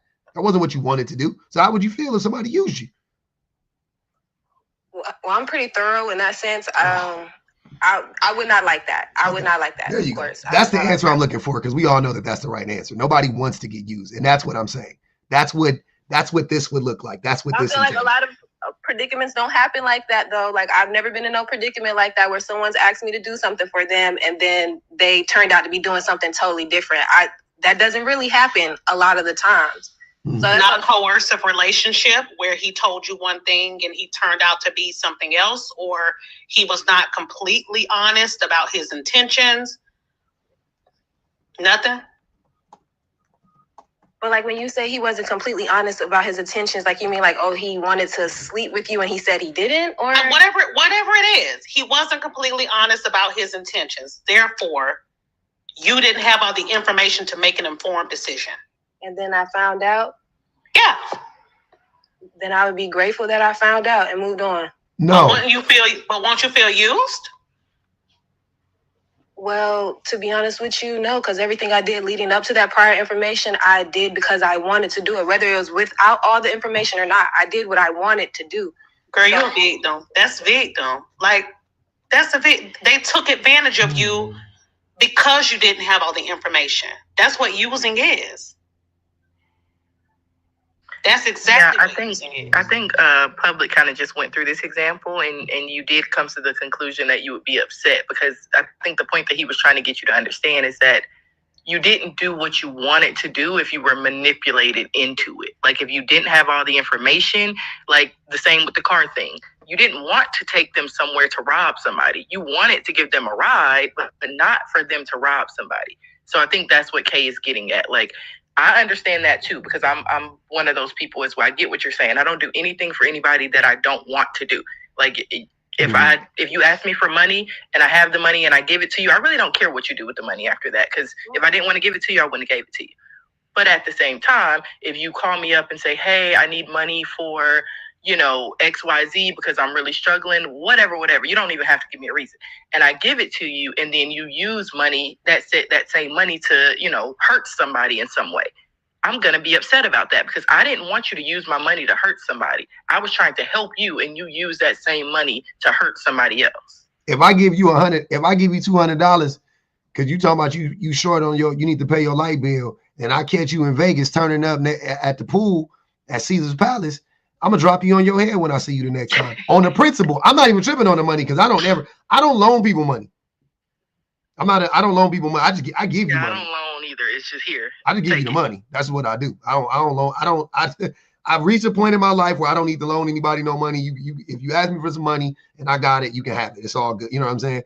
But if I give you 200 and I catch you, you know what I'm saying? Like you in the car with 3 bottles of Casamigos and a woman you paid for from goddamn Tijuana, I'm gonna say something. I'm gonna text you. I'm gonna comment on your story. I'm gonna see you when you get home. Like you, or you making it rain with $200 worth of ones on a stripper. Yeah, and you posted it on your story. We gonna have to have a talk. I'm just gonna put that on the comment. I'm gonna see you when you get home. That's all we gonna leave it at that. I'll see you when you get home. Not the public threat. That's a threat. Hey, it ain't a threat. I'm just, we gonna see each other eventually. Like, when your mom used to tell you, wait till your daddy get home. I'll see you when you get home. We gonna talk. Wait till you get home from school. You don't never want to get home. Wait till you gonna do something to make sure you get have to do detention after school. I'm going to tutoring today. You know what? I ain't been to track practice in 2 weeks. Let me go on and see what coach talking about. Miss Biggie said, key is exhausting. They put 10 on their head. That's 15 on their head, by the way. Yeah, key. But I wanted to say something to the prompt too. Go ahead. Kind of to what y'all was talking about. I think sometimes, like, the disconnect between a lot of men feeling like they've been used for a free meal is, and this could apply to a lot of people who feel like they've been used in different situations. They don't take into account all things considered. It's 2 reasons. One, if they feel like they don't get what they were intending to get. So if you don't sleep with them, or if the relationship don't work out and you don't become their girlfriend, whatever it is, that's one of the reasons they feel used. But the other reason is they didn't take into account everything that you did or put into being at that dinner table with them too. And I know people are like, oh, that's nitpicking, and oh yeah, sure, you had to do your hair, you had to put on makeup, now you're gonna add up every cent the blush cost. But it's like, like, time is money, for one, and you don't know how much time and effort and energy she put into sitting across the that table with you. And because you had to pay for a meal, you feel like she used you for the free meal when she could have ate at home for free. Like, if all it was she could have told you, hey, send me the money and DoorDash me a meal. Like, if you think that she's just using you for food and she went through the effort of actually going on a date with you, I would tell you, just cash at me. I'll DoorDash my own food. But I don't like weaves, wigs, and lashes, though. So I didn't ask you to put all that shit on. It don't have to be none of that. My natural hair takes longer to do than a wig, weave, or lash. You supposed to put a hat on. Clock it, Shan, because baby, Damn, that hey, that was I didn't expect that comeback, Shan. I ain't gonna even hold you. I tried. Hey, that comeback was good. I was waiting. Because the way I go get a blowout every week now, because my arms get tired. The wig is the quicker solution. What are you talking about? Damn it. See, I can't even troll right. I tried. But I did have something to say to the prompt, and I think word to our girl Key, gaslighting. Can you break down? You finna read a super chat? No. Okay. Can you outline for me? Because I want to make sure I've been using this word right. Gaslighting. If I say to you, because part of this is the way men gaslight women, that if we go on dates, we should be giving up something, or they're paying for nothing. I paid for nothing. You came on this date with me. You don't want to go home with me. You don't want to go. So if I said to you, well, I didn't necessarily want to go to this place. This is the place that you picked. And you said back to me as a man, I was just trying to do something nice for you. That's gaslighting. If the man says that? Yeah, if the man says it like, well, I was just trying to do something nice for you. By taking you out? By taking you out to a place that you didn't pick. Oh, well, do you normally pick where to go on a date? I did when I dated, because I'd be like, they'd be like, what's on your side of town? See, I'm never finna go all the way over yonder. You coming on my side of town. So if I say, okay, these 5 places depend on what you're in the mood for, what you got a taste for. That's kind of what me and Phil did our first date, and then we met up. So what if they don't ask you? Like, what if they don't ask you, like, you know what I'm saying? Like straight out where you want to go. Wait, just for instance, if I get there on the date and I'm looking at the menu and it's nothing really that I eat, but we're only there because that's what he wanted. Yeah. That's what he had a taste for. He didn't ask for my input. Yeah. And I'd be like, you didn't do that for he didn't do that for you. Yeah, I got you. Yeah, no. Right. Yeah. Mm-hmm. And if I say, and he said, well, why you not ordering nothing? Well, this is really not my. Yeah. Right. This not really my cuisine. Well, I was trying to do something nice. What if? Yeah, I don't want to say that. What if? Yeah, I mean, obviously, I think. Go ahead, Jessica. I think he's using you though. I mean, I think that he's being selfish, to say the least. Go ahead, Jessica. I thought she had asked if it was gaslighting, and I was saying I don't think that that's gaslighting. Yeah, I wouldn't say that was gaslighting, but I definitely would say he being an asshole. Okay, and then, so that's not gaslight. Okay, I wouldn't say that. I think Kate, scenario, but I did use it wrong. No, but I think you could. I think there's a place where it could be that, but it would be. That's why I was asking more questions, because I was like, it would have to be more deliberate than that for it to qualify as gaslighting. You know what I'm saying? Like, yeah, it would have to be more like he knew. Like, he was like, yeah, I know she's allergic to shellfish, but I'm gonna take her to Red Lobster. Because I only eat, that's the only spot whatever, right? And then when he takes you there, and he only brought you there because he know his homies is gonna be there and he wanted to show you off and da-da-da-da-da. And then, right. You know what I'm saying? And then you like, I don't even want to be here. And he's like, I was trying to do something nice for you. Like, now he's gaslighting you. Now that's gaslighting for sure. But so that takes me to another point, because this has been a hot ticket item on the interwebs because of the girl who the guy took her to Cheesecake Factory and she flipped out, like, you taking me to a chain restaurant, like blah blah blah, and people labeled her as ungrateful because at least he's taking you out. Like, where is the line of this is not some place that I would choose? I think that shit is weird. I don't give a fuck. If you don't want to go somewhere and you refuse to go, you should ask. I don't care. Like, that's weird. Yeah, it was fake. But even then, even if it was real, who cares? Like, even if you got mad at that, I'm saying, right? Like, that's your standard. Like, I mean, how you react to it is one way. Don't get me wrong. Right. You know what I'm saying? But just the fact if you were like, yeah, I don't want to eat here. I don't want to go in there. I don't eat Cheesecake Factory.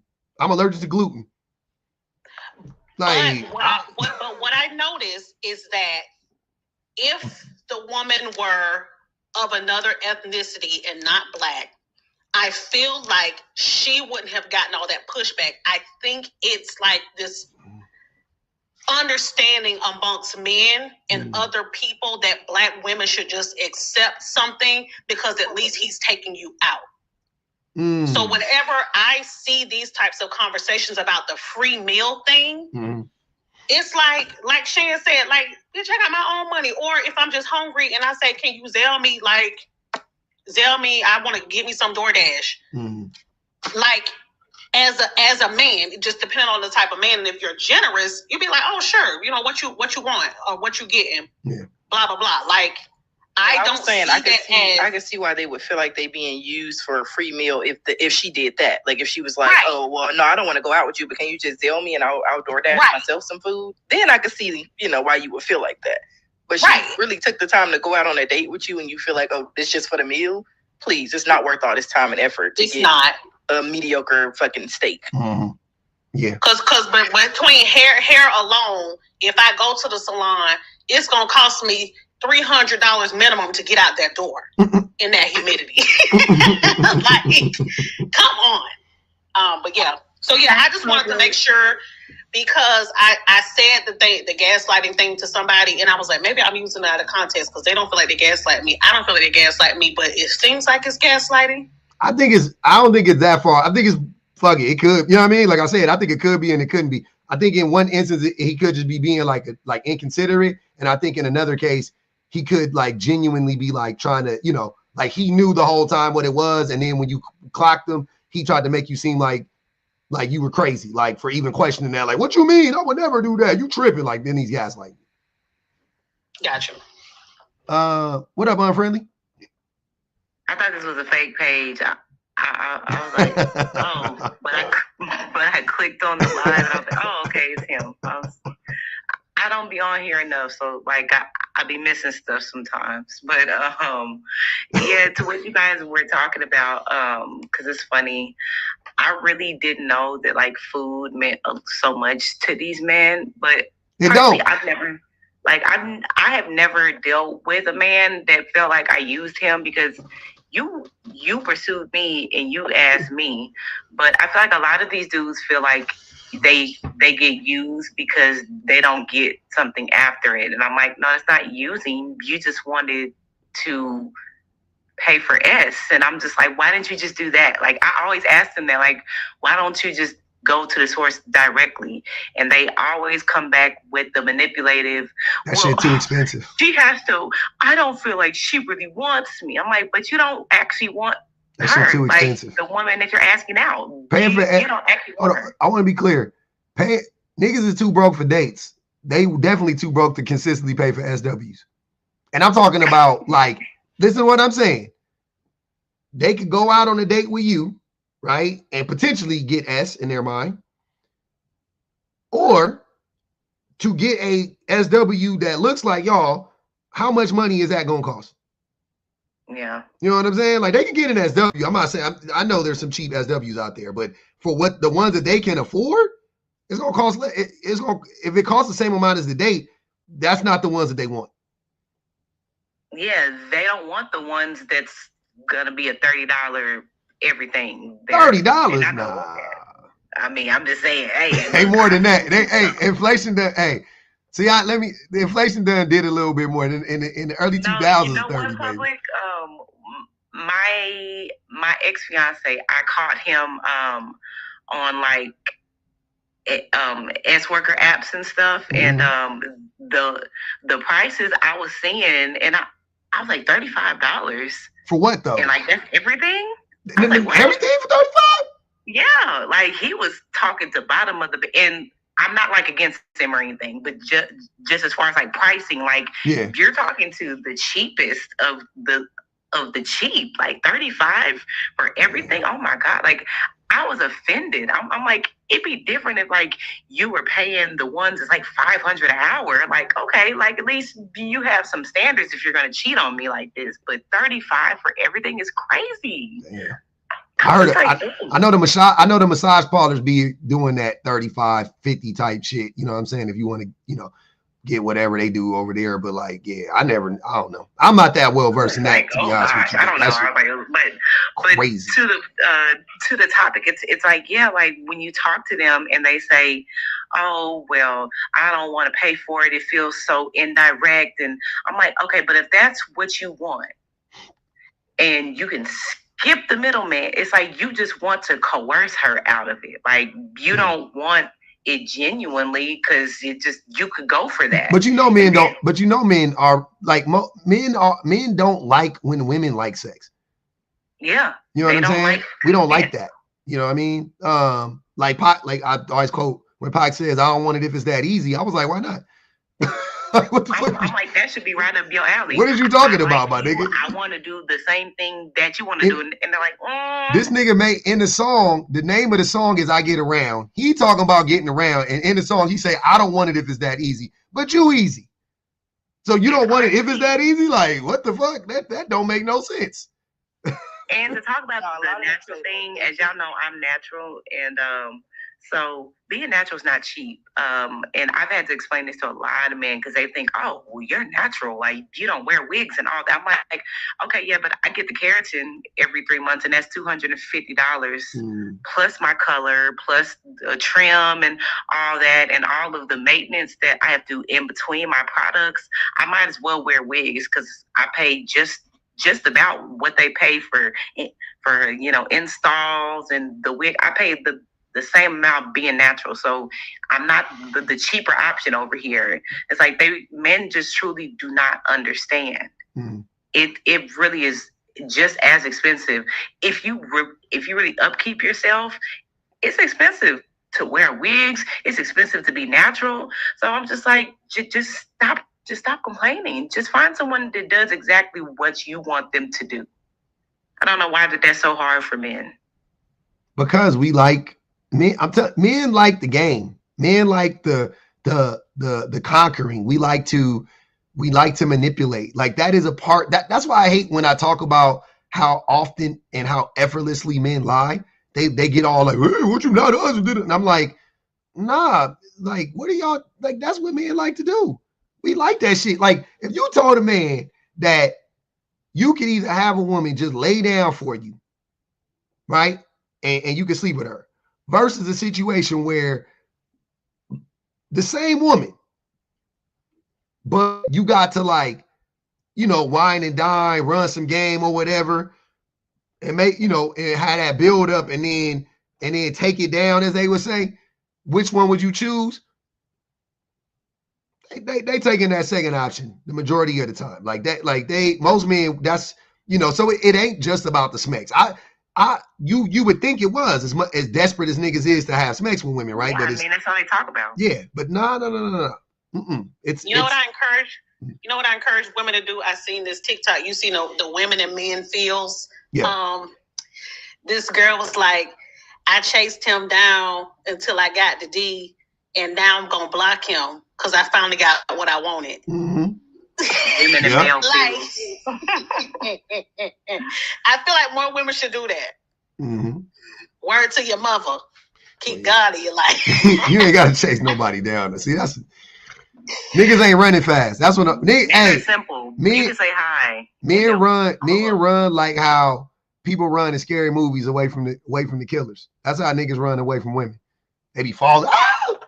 They get up and trip. And then the car be over there. They don't run to the car. They run back in the house. That's how niggas, this thing scream. That's how niggas run. You be like, what the fuck? You just didn't keep running, nigga. Like, what are you doing? Jump out the window, slide down, just run. Like, it's not, y'all don't really, they always want to get caught. So it ain't hard to chase a nigga down. All you got to do, it don't matter if he was if he married and he was your high school sweetheart, spin a block on him one time. You'll see. That nigga gonna fold like a goddamn lawn chair. Hey, Public, can I ask you something? Yes, ma'am. So I was having a conversation in the space yesterday, and this guy was kind of talking about this, and he was like, yeah, I take all women to like a smoothie place as a first date. And I'm like, oh, okay, so do you like smoothies? He's like, no, but I just want to make sure that she's not using me. So I'm like, okay, so you take her somewhere you don't even go as like a barrier? He's like, yeah, it's called a buffer date. I'm like, a buffer? Like, what is that? He's like, yeah. So you take a woman somewhere super cheap that's like less than like $20, and if she has a problem with it, then that's showing you that she's a gold digger, and that you don't take her anywhere else. And then if she doesn't have a problem with it, then you take her somewhere nice. And I'm like, so you play games?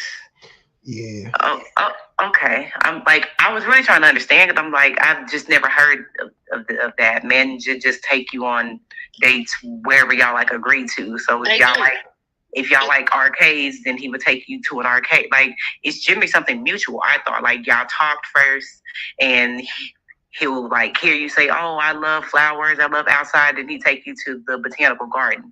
Like, I didn't think it'd be that difficult. Like, why would you take her somewhere you don't even go? Now, if you love smoothies and smoothies is your thing and you go 3 times a day, okay, cool. Like, you take her there, but you don't even like smoothies. So why are you going somewhere you don't like just to like test her? Like, that's so weird. Yeah. I mean, I don't know what the question was, but I'll tell you that. Well, do you think that like the whole buffer date thing is like a weird concept? Of course, yeah. I'm like I said, me personally, I think I don't understand when I haven't dated in a long time, so I missed the whole like you don't want to pay for a date. When I was growing up, all my homies knew you had to pay for a date. Like, we all, like, that wasn't even, I never actually, I swear to God, I never had a conversation with my homies and they were like adverse to taking a girl out on a date, ever.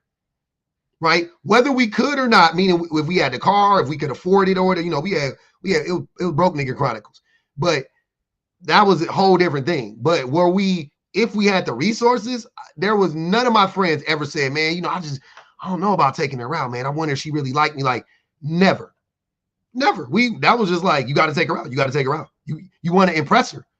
Like if she don't like you, you need to take her out. So maybe she'll like you when you take her. Like, you know what I mean? Like, we thought about it backwards. We didn't think about it like I wonder if she likes me first and then let's take her out. We thought about it like, I don't know if she likes me. I should take her out. So maybe I could get her to like me.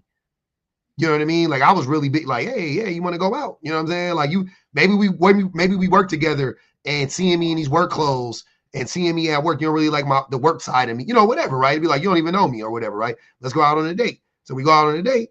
That was like my time to shine. Like, you didn't even know I was this cool motherfucker. You didn't know I listened to this music. You didn't know I dressed like this. Like, you didn't know. We had work in Chili's uniforms and shit. Blue pants and black shirts.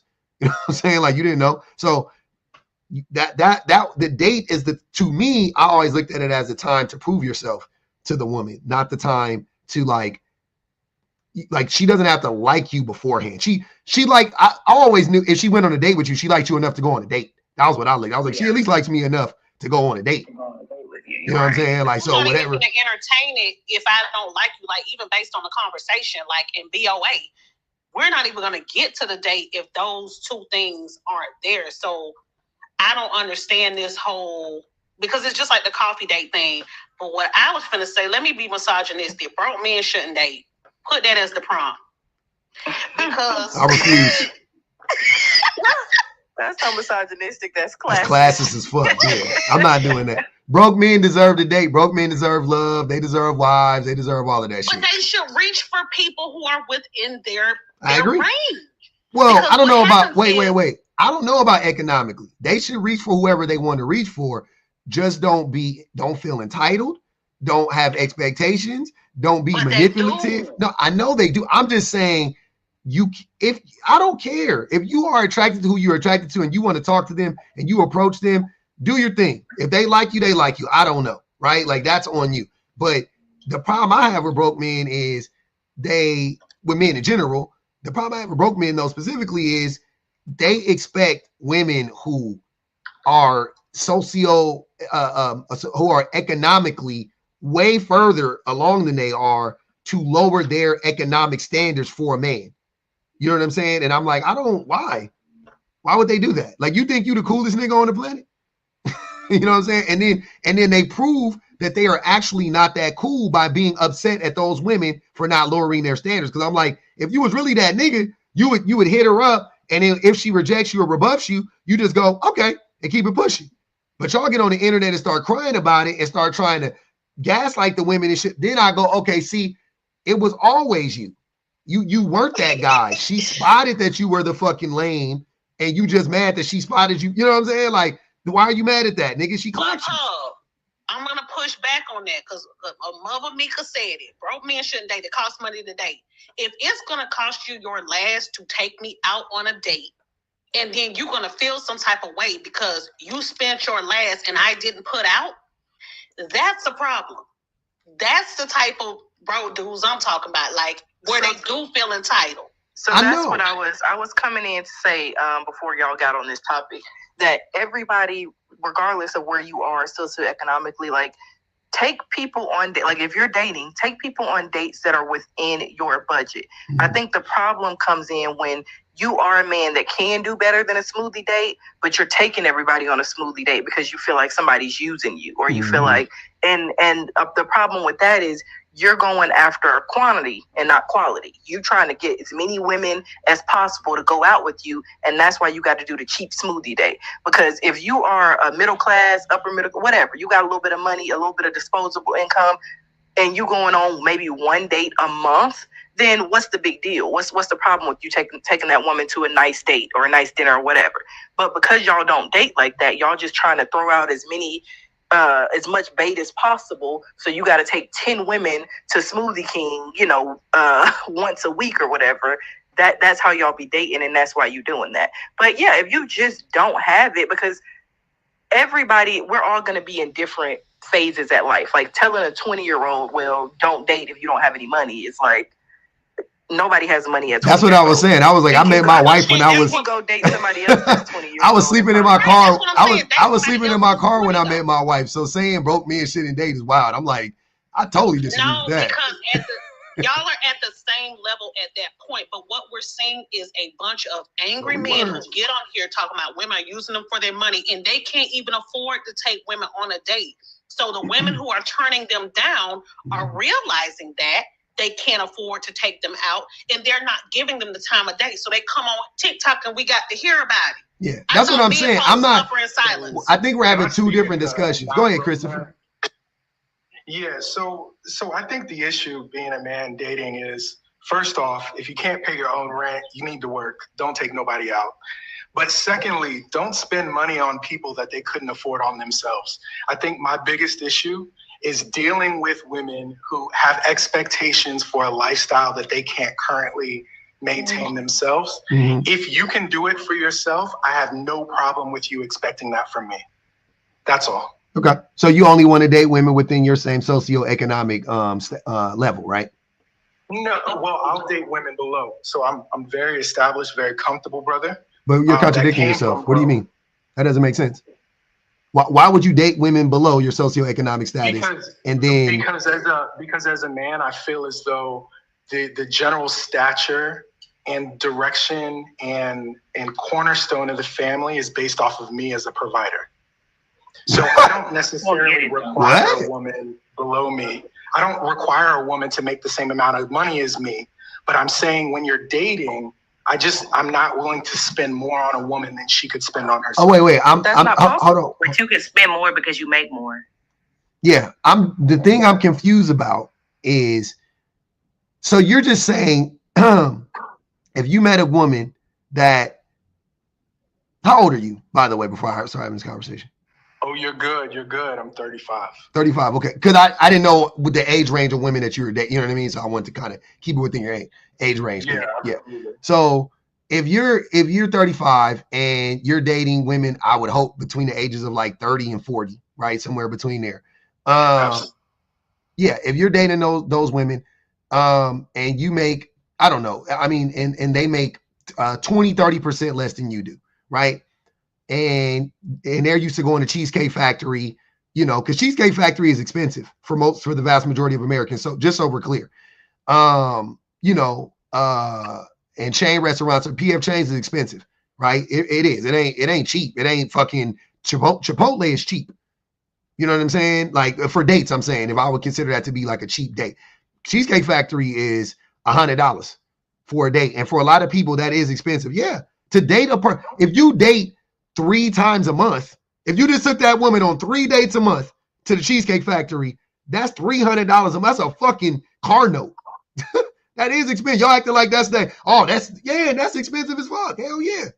Y'all, please don't get in here acting like everybody got that money. You don't. Please. $300 a month is $3,600 a year. If you make $60,000, that is 5% of your income. That's a lot of fucking money. That is 5% of your gross income, not your net income. That's a lot of money to go on those days. So I'm just being honest. Let's be fucking for real. So, yeah, going to those places can be expensive, right? Depending on where you're at. And I'm saying for most people. So if Christopher, though, if you make $180,000 a year and you can go to Mastro's consistently, or you can, you know what I'm saying, or whatever the case may be, you can go to Mastro's 2 or 3 times a month, right? No problem. But you meet a woman who Cheesecake Factory is her budget. You're saying that you would just take her out to the Cheesecake Factory? I'm saying when you're dating, the goal isn't to spend money. The goal is to get to a place where you're thinking about courting, thinking about a longer term life. So no, initially, even though I very much so could take somebody to Ruth Chris daily for lunch, because of the blessings that I've been given, I'm not necessarily going to spend my focus daily on creating their lifestyle. Yeah, luckily it's a blessing, but yes. Daily, Ruth Chris daily. So I work in finance. Yeah, live in downtown Manhattan. That is no, I'm it's not rich. So finance careers pay $250 to $500K after you're in for 10 years. I'm behind the curve a little bit. But that's standard practice for finance in New York. I can't go to Ruth Chris daily. Well, but I don't. I could, but I don't. Yeah, but what I'm saying is, I wouldn't take a woman. I don't know what money y'all talking about. That's crazy. Just because I wouldn't take a woman to Ruth Chris just because I can take her to Ruth Chris. Mm-hmm. You take a woman to Ruth Chris when you feel like you have a connection and you want to give her that. But I think where the problem is men spend a lot of their money up front before focusing on just getting to know the woman. So our first date is probably going to be a coffee shop. We might go to the Brooklyn Museum. You may go walk, downtown Williamsburg waterfront. No, I'm not taking you to Cheesecake Factory on the first date, even if I can. Shit, I ain't gonna even hold you. I would rather go to the Cheesecake Factory than go to the goddamn museum. Cause I'll be hungry. I don't know about y'all. That part. I need to eat. I'm saying, like, y'all take women out at night generally because we all have to work. So I have to cook dinner at my house, meet you somewhere, walk around with you because you just make sure that I'm not using you. So you're to make sure that you take me somewhere where I know I can't have no food. I think I got lost. No, but I think I got lost at the real quick. I think I kind of got lost at the once you build a connection with her. Then you can take her and you want to do that for her. Then you could take her to Ruth Chris as if like you taking me to Ruth Chris is doing something for me that I have now earned. It's like, crazy. Right, Shan, it's an earning thing. Like okay, congratulations, you've earned a steak. Like once I like you, thanks, master. Then I'll like, it's like it's very condescending. It's almost given like. I date people who and I'm not saying that you do this, but I'm saying the way it's sounding and coming off. I date people that getting to Ruth Chris is an aspiration for them. And if I did it for them, I would be the first and only person to ever do it for them. It's not something that they could just do themselves. It's not somewhere they've been before. I'm taking them to Ruth Chris and I'm giving them something that they're going to be excited about. They're going to feel like that's special. And I feel like that's fine if that's what you do. But I'm telling you, as somebody who has been to Ruth Chris several times, cringy. Like you're not doing nothing for me. Christopher, Christopher, hold on. I got a few things. I'm gonna let you go. You sound like that one lady though that be like, you have been upgraded to one of my elite employees. You be trying to tell her, you be trying to make her feel like they got a goddamn laminate pass to get around the house and shit. My nigga, like, it is not that fucking serious. Take that girl out wherever. Premium pass. Like, bro, the thing I don't be understanding about this shit is you like going to the museum that much? Cause I don't know if that was K or Unfriendly or what. I think it was Unfriendly. talking about taking men, the men taking them to the smoothie shit. Like, if you love the museum, then I get that. I get you. Right. You love the museum, take them to the museum. That's what you love. You doing what thing you. But if you are going to the museum just because it's a cheap place where you think it's like, it still gives the aesthetic of you being like cultured, right? Because that's also a game too. Because do you love the museum like that? Are you in love with the art at the museum? So the answer is yes. Yeah, I do. I do love museums and art stuff, but I think maybe what's not coming across is the idea isn't, and then I'll get off because I know there's a lot of people here, and I appreciate y'all giving me some time. And no, you don't got to get off. I just want to make sure Hamdi knows. So it's not about giving a woman something. I think that came off wrong. What I'm saying is, when I first meet you, my goal as a man should be to understand who you are, what's important to you, what makes you laugh. It's not to just spend money arbitrarily without considering those other things. And if that didn't come across that way, I apologize. But like I said, my thought process is, just because you can doesn't mean you should. And there are situations where it may be a stretch. Can you tell me why shouldn't you? Christopher, can you tell us why you shouldn't spend the money if you can? Absolutely. I would raise the analogy to, just because you can buy a Ferrari doesn't mean you should. But you don't why spend money just because you can? But why? There's a level of, so what wealthy people do is they put a level of discipline around how they spend their money, and so the decision is based off of, does it make sense to do it? But I don't know what men who make $60,000 deal with anymore, because I'm not there anymore. But I want to know, you still haven't answered my question. Why? Just so you know, you haven't answered it. That analogy didn't answer the question. Resources are created to further generational wealth. You attain resources to purchase assets, which create the currency needed to make sure that your children, your children's children, your children's children's children are okay in life. And so that is the first purpose of the money that I would make as a man. And that's what I would tell younger men. The purpose of your money is to buy assets, and the purpose of those assets is to ensure generational wealth. What is generational wealth? Can you define it? Yeah, absolutely. I think there's broad definitions, but to me, it would be putting a system in place that continues to produce currency for people behind you. That's the way I would think about it. It's a rental business. It's it's a system that you've put into place purposefully to make sure that people behind you in your lineage start off on a proper foot. What percentage of Black people, when they are born into money, actually keep that money? You're asking for statistics that there's, of course, there's no way that I have that. But what I can tell you is in my circle, the reason why I'm asking you specifically is because I haven't seen people born into wealth that are Black. Yeah, often. I'm not asking you what you've seen. I'm saying because there's numbers on it. So the reason why I'm asking you this stuff, Christopher, is because my antennas go up when Black people, but people in general, but specifically Black people, use buzzwords like generational wealth.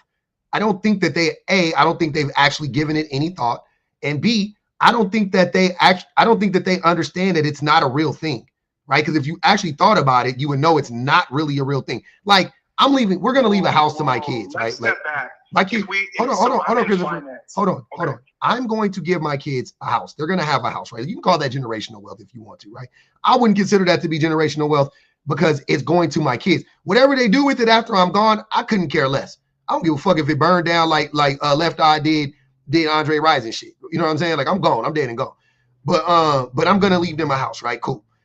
I don't think that this idea that you are pushing forth about that you're trying to push on us, it doesn't sound real to me. Like, you acting like you are cutting the fat from taking women out on dates, and you are directly putting that money into a fund to grow generational wealth.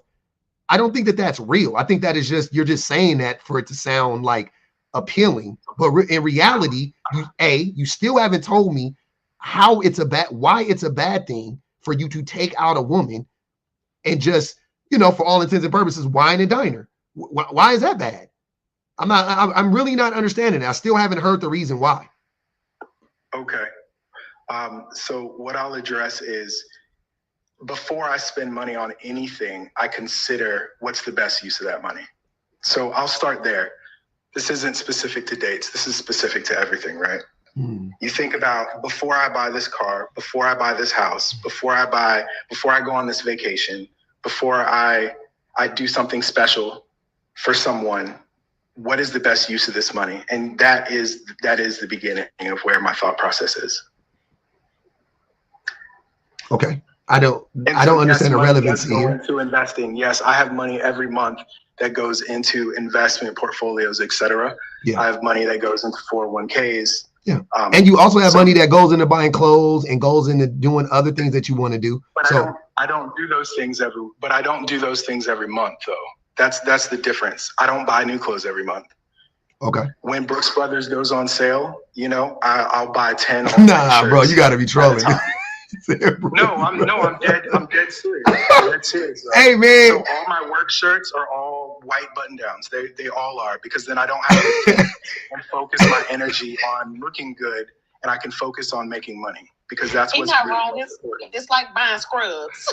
Hey, hold on, but Brooks, it's just because Brooks Brothers is funny, because that just sends me. I don't know if y'all remember the movie Class Act with Kid and Play. And that fool, when he was when they went over his house, he was like, "This is top shelf Brooks Brothers." That shit was funny, man. Oh my God. Anyways, so I think you missed a point with that, Christopher. Like, yeah, you don't buy clothes every day or every month, but you probably eat out at least once a month. Like, you have disposable income that you spend on yourself, regardless of what is on. I mean, we all do. So you having a lot of money or whatever, that I don't think that changes for you. Like, everything that you do and spend your money on is not something that's like gonna better me. And so, like, we all have disposable income that we spend on whatever.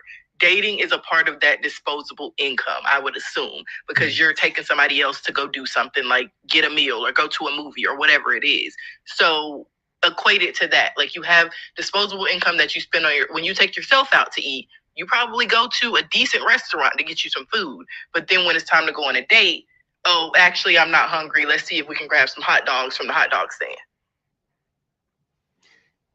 That's why I had a question, because it's not necessarily about having money. It's about generosity, because what it sounds like, and again, I'm so glad. I just want to plug this in here. I'm so glad I'm off the market, because this is wild. Like, is y'all providers or nah? Like, this shit is wicked. Okay, so is your generosity linked to what a woman can do for you, or are you just a generous person in general? Oh, Chris, that was for you. Yeah, that's for Chris. Yeah, that was for Christopher. That was for you, brother. Not for me. Oh no, people should always be generous. And I just want to put this out there. I know some of y'all don't agree. Whatever, it's all cool. It's all love. Still got love for all y'all. It's nice just to see a bunch of well-spoken Black people having conversations. Some of y'all I'd vibe with, some of y'all I wouldn't, but I appreciate all the feedback. Okay. Let me read these. Ali said, why he sound like he sell 4X in Prime America? And God damn, both of them. That's two pyramids at the same time. Reese Collins said he wants to provide her a cheap lifestyle, but doesn't want her to make enough money to challenge his authority because he's insecure. 5 on his head. Teresa said he's in the number 3 food city in the U.S. He's selfish. Jesus.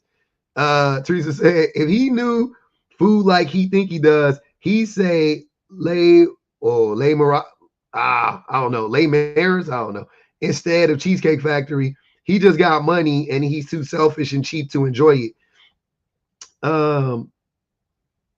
Reese Collins said he's looking for a woman to financially abuse. Drop. Oh man, that's 7. Yeah.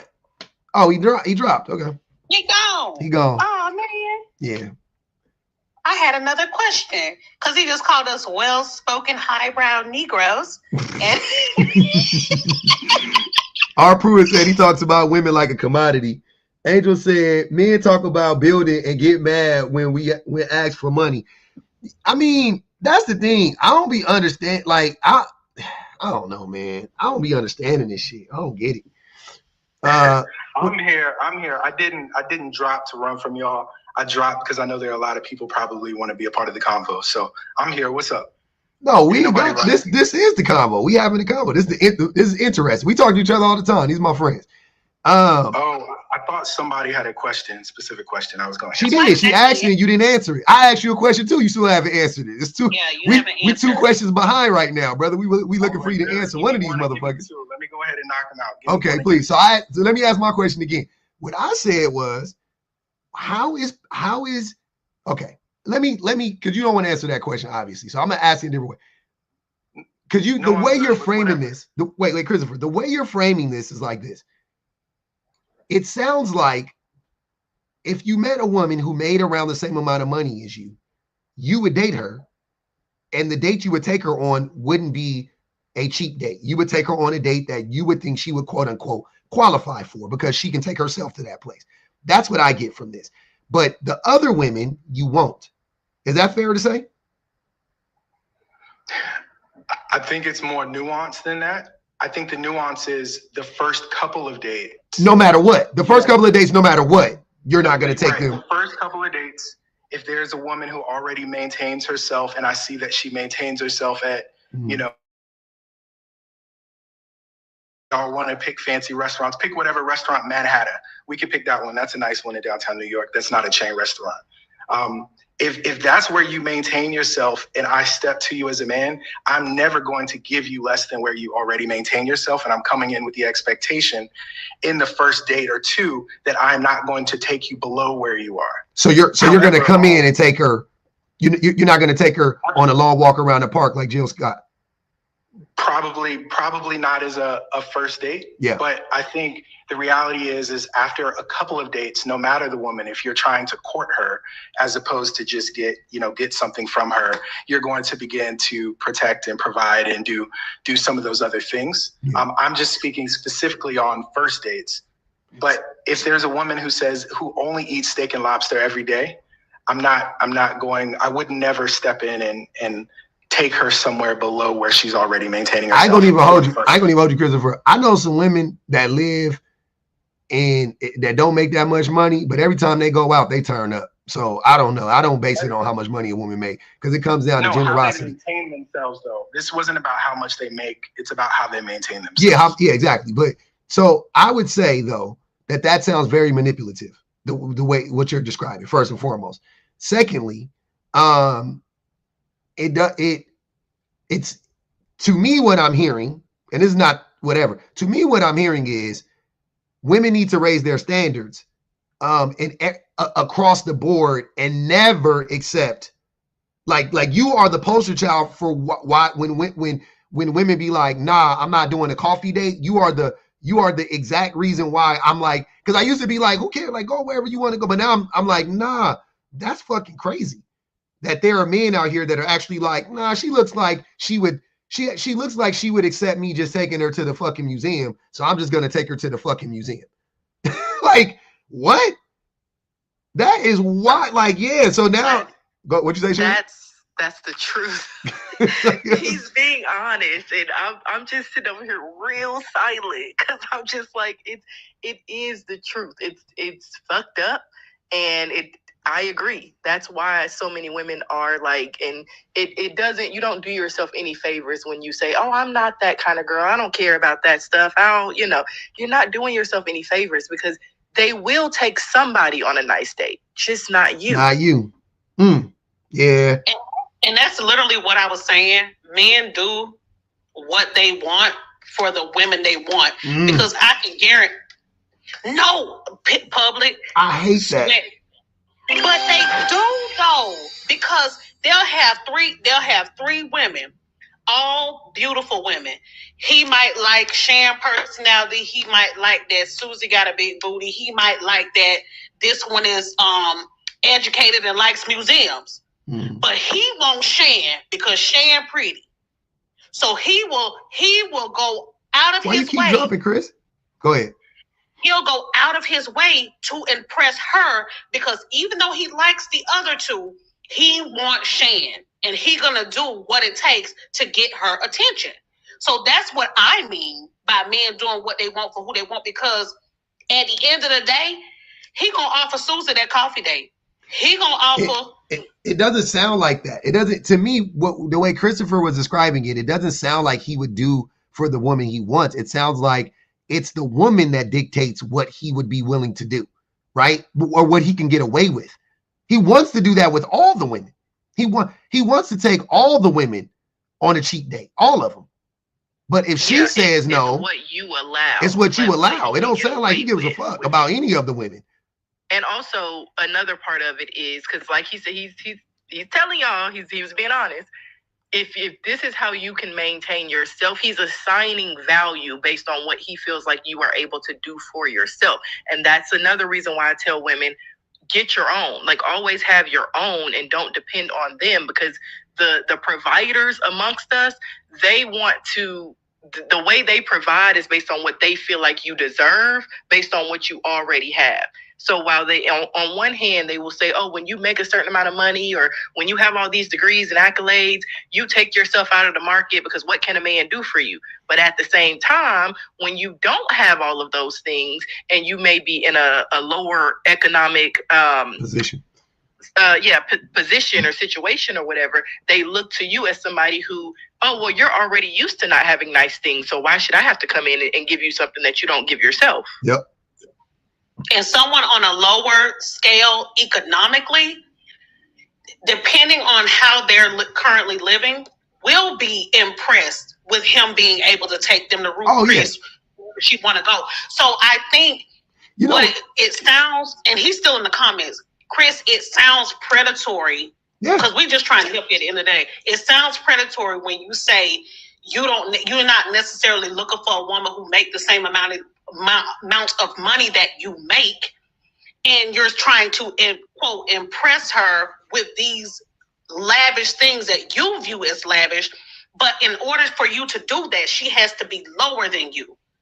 So that is the problem. That's how it is coming off. I know you want to be a provider. Mm-hmm.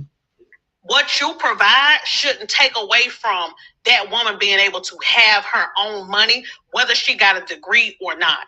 Chris said he on this mule, honey. He working. He listening, but he working on the mule. It's so many ways for you to prove that you are generous, and so without money, you know what I'm saying? Like, aside from money, I would say. But men just don't want to, be intentional about anything, right? The laziest and the easiest way to them is just to spend a bunch of money. But to actually be intentional would I think go just as far, if not further, than it's just like you can put on a bunch of designer shit. It don't mean you fucking dress fly. You can have on Louis V, Gucci, whatever the fuck. You can have on the best Tom Ford. I don't give a fuck, whatever it is, right? But if you won't put it together right, if the fit ain't right, if you looking sloppy in the shit, it's gonna look sloppy. I done seen motherfucking corny niggas with Louis V belts and bags and shit and be like, you look goofy. And I done seen people have on some fly Louis V shit and I'll be like, damn, I look dope. Like Doechii did her performance or whatever. She looked fucking crazy. She looked crazy. Like, that shit looked beautiful. I was like, damn, it was awesome. You know what I'm saying? Somebody else put that on, might look cheesy. Might look like they trying to do too much. You know what I'm saying? So you can take a woman out and wine and dine her and take her to this extravagant place, and she could pick up she could pick up the fact that you a corny ass nigga. That don't mean she don't clock that you a corny ass nigga. She may pick up on that you trying to run game. Who knows, right? And you could take a woman to a not so nice place, and she could pick up that you are intentional and you actually thought about the date and you care and you not being cheap and you're, you know what I'm saying? Like, it just like, I'm not like the way that men are looking at dating is so hilarious to me.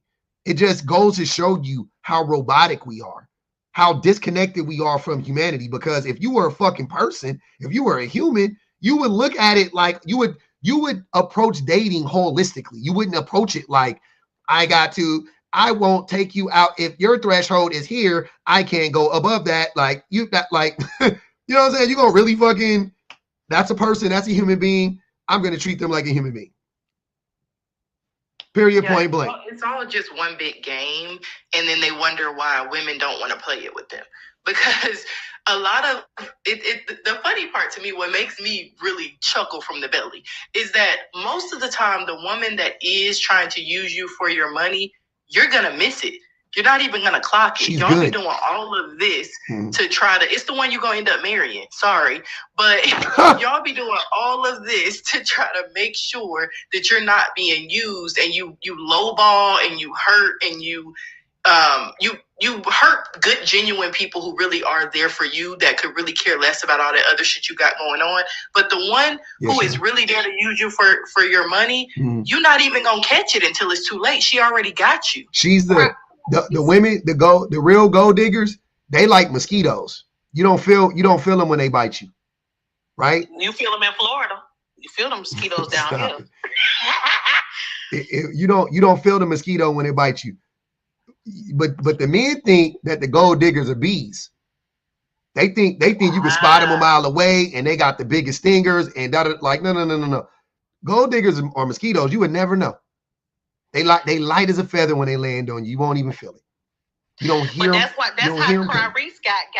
Because he said when he met his wife, she was wearing a $7 to $10 sundress. Yep. And she talked it up that I don't need all these expensive things, and I love, blah, blah, blah. And they were in a romantic bubble for a year during COVID, because this was when COVID happened. And he was love bombing the F out of her. And I think just that close proximity, she was like, this guy is a narcissist and sociopath, and I don't want nothing to do with it. So I don't even think necessarily that she used him per se, but this idea that she would be willing to walk away with nothing for her child is what got him. Like, he thought, oh, she's the $7 sundress girl. She's not going to take me to court for all I'm worth. Like, she gonna get that child support, baby. She gonna get it, and she deserve it. You know what I'm saying? But yeah, they definitely not like Florida mosquitoes, but I get what you're saying. I like that analogy. But what did Guru say that prompted you to do this? Nothing. I thought you said shout out to Guru in the beginning. Oh, because I was on his live last night. He was talking about this? No, we're talking about something completely different. Oh, I'm about to say, I thought he was on that high value shit again. Okay. Oh, he's always on that in general, but yeah, that wasn't what I went up there to. Yeah. Black Guru? Huh? He was on his. Oh my God. Yeah. I hope he posted on YouTube. Yeah, damn, somebody's screen recorded. I don't want to give him the views. No, go get him. Who cares? Hell no, real fast. So I'm not giving him shit. Real fast, and I didn't want to skip the line, Lux. I'm so sorry, but to what you were saying, Kay. And I'm laughing at you not wanting to give him views. Girl, I was watching the old I'll be watching that old one with Mr. Jones on repeat. Oh my God, he be like, huh? Oh my God, I love y'all. Y'all good. But real fast, so what you were saying, Kay, and to your point about and y'all saying about like the gold diggers, you won't see them coming. And you saying she probably peeped he was like a narcissist or some shit. Girl, I think she got a master's degree in psychology or something like that. I believe so yeah, that's the mosquito you ain't gonna see coming. But I ain't come up here for that. So I'm Lux, I'm sorry, I'm gonna let you go.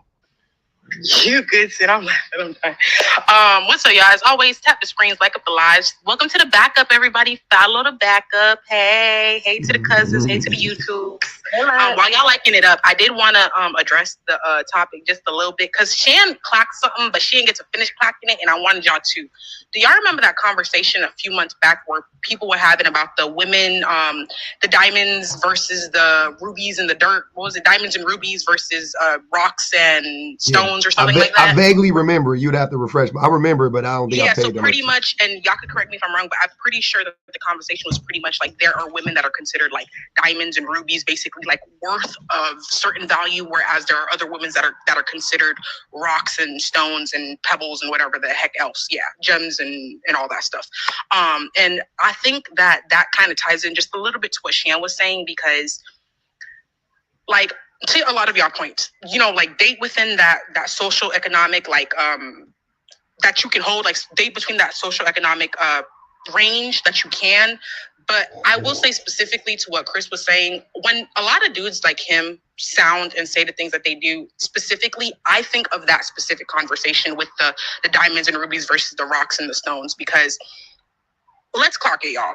A lot of these men, when they say things like, and I get it, they think that they're saying something great, but when they say things like, if a woman is already at this standard and I want to keep her at it, what they're going is, this person has been deemed valuable by me because they have a certain thing that they have, whether it be money, whether it be status, whether it be social, economic, stability, whatever it may be.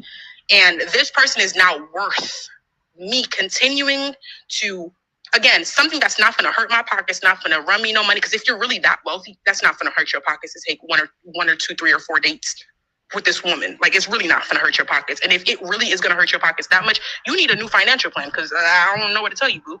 But if you're doing all that stuff and you're trying to basically say that this woman is now worth this value for me to then take them out onto this place that is also worth value, you're also then by that point saying, which he did say, the other women, if they can't do that for themselves, I'm not. So what he's saying is, you're not worth that. So why would I value you enough to do that for you? You are not worth that dinner. You are not worth that value of that thing. So why would I do that thing if you yourself aren't even worth it? You don't even see that you're worth that. So why would I encourage you? Like, that's the view that they have, and they don't realize, like, when they're saying it, they're basically alluding to the fact that some of y'all have value and some of y'all don't, and that's how they view y'all. Like, if you hit these certain criteria, because think about it, it's not just financial money, because there's a lot of women that make a lot of money, but those men are not just running after them just because they're financially stable. They want a lot of things that come with financially stable women. They still want you to be submissive. They still want you to dress a certain way. They still want you to act a certain way. So what they're saying by that point, because let's look at the reality. When you look at it in whole, you don't just look at the person for money before you date them. You look at them in their totality. You're basically saying, this person in their whole, especially with what they can afford for themselves, is not worth the value of me putting anything into this person. Or if it is worth any type of value, it's worth the minimum value that I can possibly give to them. Like, that is the standard in which these people are holding them to. And if you don't look between the lines of what they're saying, you're gonna miss it. Like, you're gonna miss it. But like, Shan started clocking it a good bit. These people do not view a majority of women as valuable. That's why they continue to say things like, well, I'm going to provide for, well, you're going to provide for her, but if you don't deem her worthy, then your provision is not at that point needed. Like, it's just like a whirlwind of BS. I want to say something real quick. Before I invited him up here, Chris called women hoes. He did. I peeped that. So I just thought it was funny when he came up here, he wasn't talking like that. I was waiting for it to come out. Now he was respectful and da. But in the comments, he was calling women's hoes. So that goes to show you right off the rip. Dang, I didn't see that. Yeah. I don't know if you missed it, but yeah, I seen it. And I was like, that's why I invited him up. I was like, that's what I'm saying. It's like obvious that y'all really don't really be liking women for real. And y'all will come up here. I know. I remember the comment, Chris. Yeah. Don't spend money on hoes. Exactly. Which are that's just women in general. Because who are you talking about? Are you talking about actually? Did he say H words and women are not the same? Is that what he just said in the comments? I don't know. I'm trying to figure out what is the difference between you. You let me be civilized with him, knowing he said that. Yeah, I'm trying to figure it out. I might be missing it. Whatever. Hey, no, I'm here.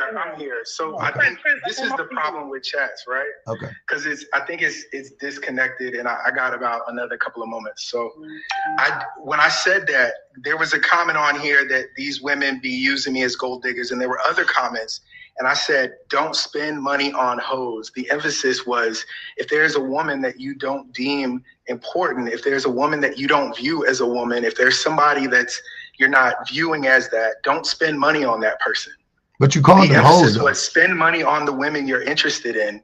Don't spend money on somebody that you know doesn't have your best interest in mind. I know, but those are still women, and you called them hoes. That's my point. No, I got male hoe friends too. Don't sir, worry. come on. Oh my God! He's not saying H word, y'all. Y'all know how TikTok. Yeah, I'm sorry, 304s. My bad, 304s. 304s. Yeah. I'm sorry. So men and women both can be loose for the streets, cause problems, all of the above. So no, it wasn't. It wasn't.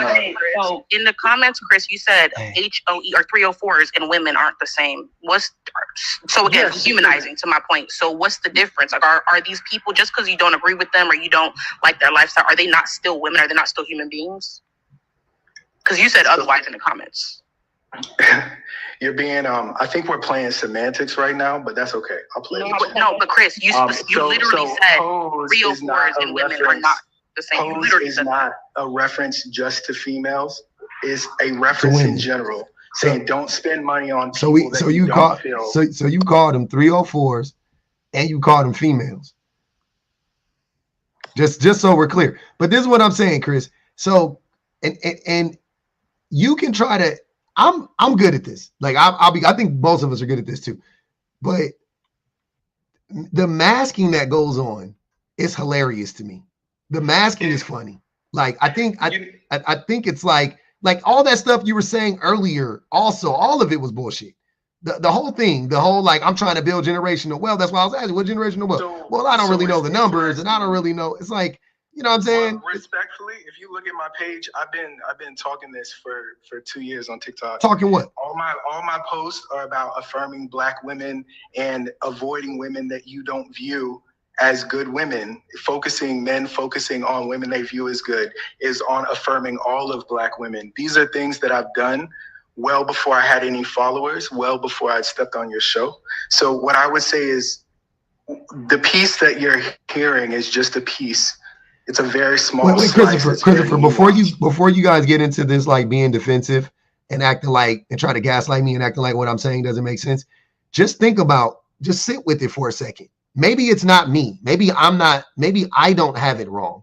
Maybe your approach is actually wrong.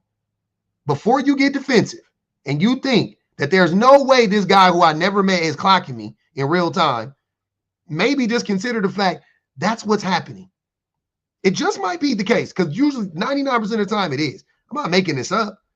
You literally call women hoes, and I don't care how you try to rephrase it, or I don't care. You call women hoes, 304s, and you just called them females, and you just said that, well, I'll take a woman, I'll pay a certain amount of money to take a woman out on a date if she makes me pay for that, but I won't if she doesn't. I'll only pay for as much as she makes me pay for. Right? All of these things are extremely problematic, to say the least. Extremely problematic. I got one more. I got one more. He dropped again. Yeah, just one more. Because the advice wouldn't be don't spend money on 304s, right? Like, wouldn't the advice be don't bother with these women at all? Don't date women at all. If you look at them as 304s, don't leave them alone. Don't talk to them. Because that's never the advice. The advice is always, no, just treat them less. Yeah. Like, treat them less then, give them less. Don't spend your money on them. It's never leave them alone altogether. Don't bother these women. Yeah. Pretend they don't exist. And that's where I clock it. Like, oh, so y'all still want access to these women. You still want to be involved with these women in some way, but they are the ones that you feel like you have permission to treat less than. Yep.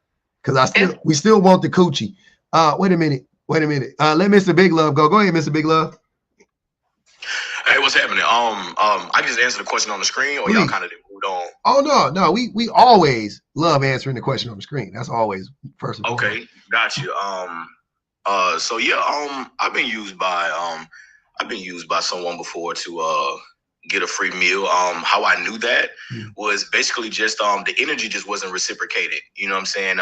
It wasn't, it was more of me asking questions, me kind of trying to figure, the person out, and they kind of just weren't, really talkative or anything like that. And you can just tell, like, when the energy's just off or whatever the case may be. So that's pretty much how I knew. But I mean, the only way I would know that is because, like, you know what I'm saying?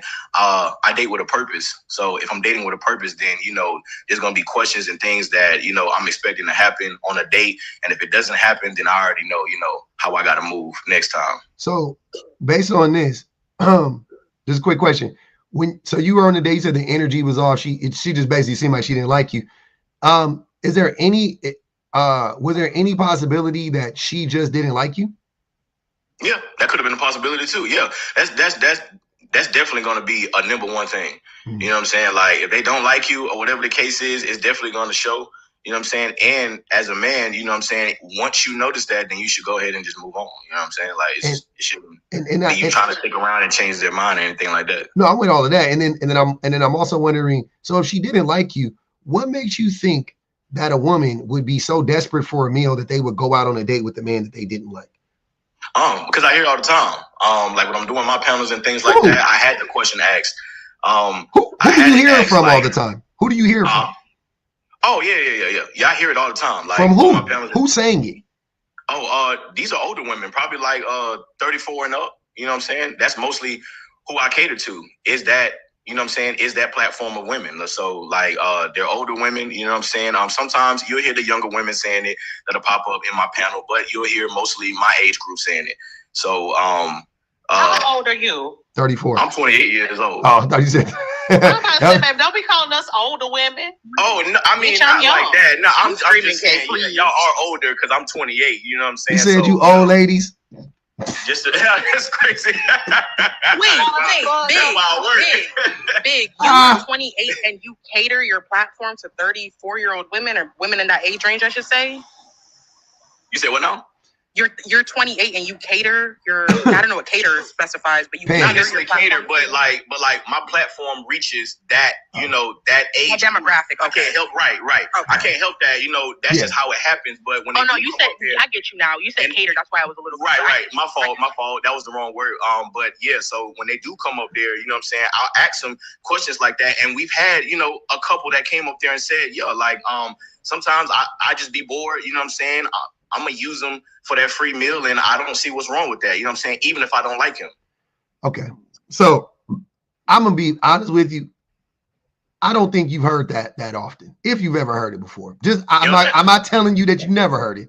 I'm just saying, but even if you heard it, I'm going to give you that. I don't think that is common. I don't think there's a lot of women out here running around using dudes for meals that they don't like. Like, why would a woman go out, especially you're talking about an older woman, right? Why would an older woman who can afford to buy her own food, especially an older one? It would honestly make more sense for a younger woman to say that. Like a 22-year-old girl talking like, you know, I just went out with this dude because I was fucking starving and da-da-da-da. Like, okay, that makes sense. But you telling me a 35-year-old woman that got her own apartment, her own house, got a whole refrigerator full of food is like, you know what? I got to use this man to go out for dinner. Like, somebody lying here. And I ain't saying it's you. I'm saying maybe they saying that too. Like I don't have to make it up. Be having a lot of Mr. Big Love platform be having a lot of pick me women. I was about to say I could see them pandering to him on the platform. You know what I'm saying? Just trying to score a little brownie points. I can see women who lie on themselves to try to make other women look bad. Yeah, I can see that. I've seen that before many times. I used to use men until I decided to narrow out and be a wife. Yeah. I definitely I know there's a bunch of women like that. So I'm sorry, Mr. Big Love. I agree. I do think. Yeah, I agree that you probably have heard that on your platform if you got a bunch of pick-me's on there. 100%. Yeah, I've been hearing that for the last 6 years. Even before I got on here, I've been hearing that, and I see it, you know, all the time. You know, I mean, and you know, that's okay. You know, if that's what you want to do, you know what I'm saying? That's up to you. Mr. Big, can I ask you, how do they describe that they use these men? Like, can you describe, like, is it like the men come up to them, they try to court them, they take them to dinner, and then they just, you know, like ghost them after the first date? Like, how do they, can you give me like a one or two super quick ones of how they describe it? Hold on. Yeah, so that would be the case. Hold on, Mr. Big Love. Hold on, Mr. Big Love. I want you to go. Let me read these real quick. Miss R. Pruitt says, she was talking about Christopher. They said, he wants a woman to marry him, create his family, and then maintain it all for him. But she's not supposed to want to go to a nice restaurant. Get the fuck out of here. R. Pruitt says, if you want women to invest our everything into your life, you better bring enough to the table for us to feel secure in a return on our investment. Got to get that ROI, baby. Shanika said, don't spend money on hoes, but Shorty made $43 million on OF. somebody spending a lot of money somebody spending a lot of money on 304s. Club stay full. I guess the wings too good. Hey, them lemon peppers, them lemon peppers from the club be popping on her. Andrea said, it's a wrap for women when our value is equivalent to a meal, rent, or a house. Shaking my damn head. Shanika J said, women go out with women all the time. I've never heard another woman say, ooh, shorty just wanted me to feed her. Facts. Okay, Mr. Big Love. So Lux asked you a question. Do you remember her question, or you want her to ask you again? Oh yeah, say it again. I'm sorry. Okay, go ahead. Yeah, could you just give us and make it just it don't got to be long, just super quick, like 1 or 2 examples of how they describe, like specifically how they're using these men for? Because I know like the easy, they take them to dinner and they get a free. Like, how are they doing this? Are the men coming up to them? Are they coming up to the men? How is this interaction happening? Like super quickly, can you just give us like a 30-second synopsis of what that looks like? It'll basically be a man approaching them, but who off rip, they already know I'm not really interested. But if you find me interesting, cool, I'll get your number. I'll let you take me out. I already know there's no goal in mind of talking long term or anything like that. But I'm going to hang with you for the free meals or whatever until you start showing some type of, all right, like I want to take this further, and then they'll just ghost them. You get what I'm saying? Or they'll breadcrumb them. You know what I'm saying? Or they'll love bomb. They'll make it seem like, yeah, I'm messing with you, but in reality, I'm really not. Yeah. Anybody, you guys can go respond. Go ahead. No, never seen. I don't believe it. It just seemed like he got it set in his head that this is what it is, and typically don't see that at all. Like I don't know women to deny nobody food, or me personally, I'm not going to speak from anecdotal experience. I just don't know women to do that. Like, why risk putting yourself in danger to sit and get a free meal? I could go to a pantry for all that. I don't know. It actually sounds like, Mr. Big Love, it sounds like you're just describing the shit that men do, and you're trying to flip it around and say that's what women do. No. See, that's not what men do. I would never. No, I'm not saying that, because definitely men do things like, I mean, both parties are manipulative. I'm not going to sit here and play like, okay, it's one-sided, like it's women or it's just men. No, it's both parties. I have seen that happen. You know what I'm saying? How do men manipulate women? And for what do they manipulate women? So men will try to, come off as what a woman would want, knowing that in reality, I'm actually not that. You know what I'm saying? But I'm going to pretend to be everything that you want up until the point where, I get in between your legs, and then after that, you know what I'm saying? Like, I'm going. Or, use them for a free meal too. Like, I've heard men on my panel, I've seen it in real life, like, especially like at my job and things like that, where, I don't really like this woman, but she could cook. You know what I'm saying? She ain't cute or nothing like that, but I'll go over there, I get a free meal, I'll bust the doonies, whatever the case may be, and then I'm gone. Okay. So, and then what do women use? How will you describe, I guess, how women would do it, but I don't think that that's common. And then why do women use men? So like, it's for a couple reasons. So sometimes it'll be for that survival thing. Sometimes it'll be for a free meal. It could be for the money. It could be, financial gain. Maybe it's status, whatever the case may be. It's a couple things. Men do it too, though. So that's not a one-sided. Okay. And why would a woman, and I want to ask you this, when, generally speaking, do women have to lie to men to get with men?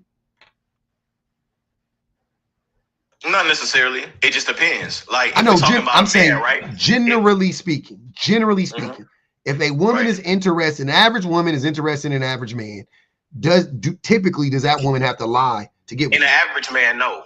Yeah. No. And most people date average men and average women. Average men and average women date each other. So, okay, flip that around. Do average men typically, I don't know if they have to or not, but I think they do, but do average men typically lie to average women to get with them? Yes, okay. I would say that. Yeah, so why are you saying it goes both ways?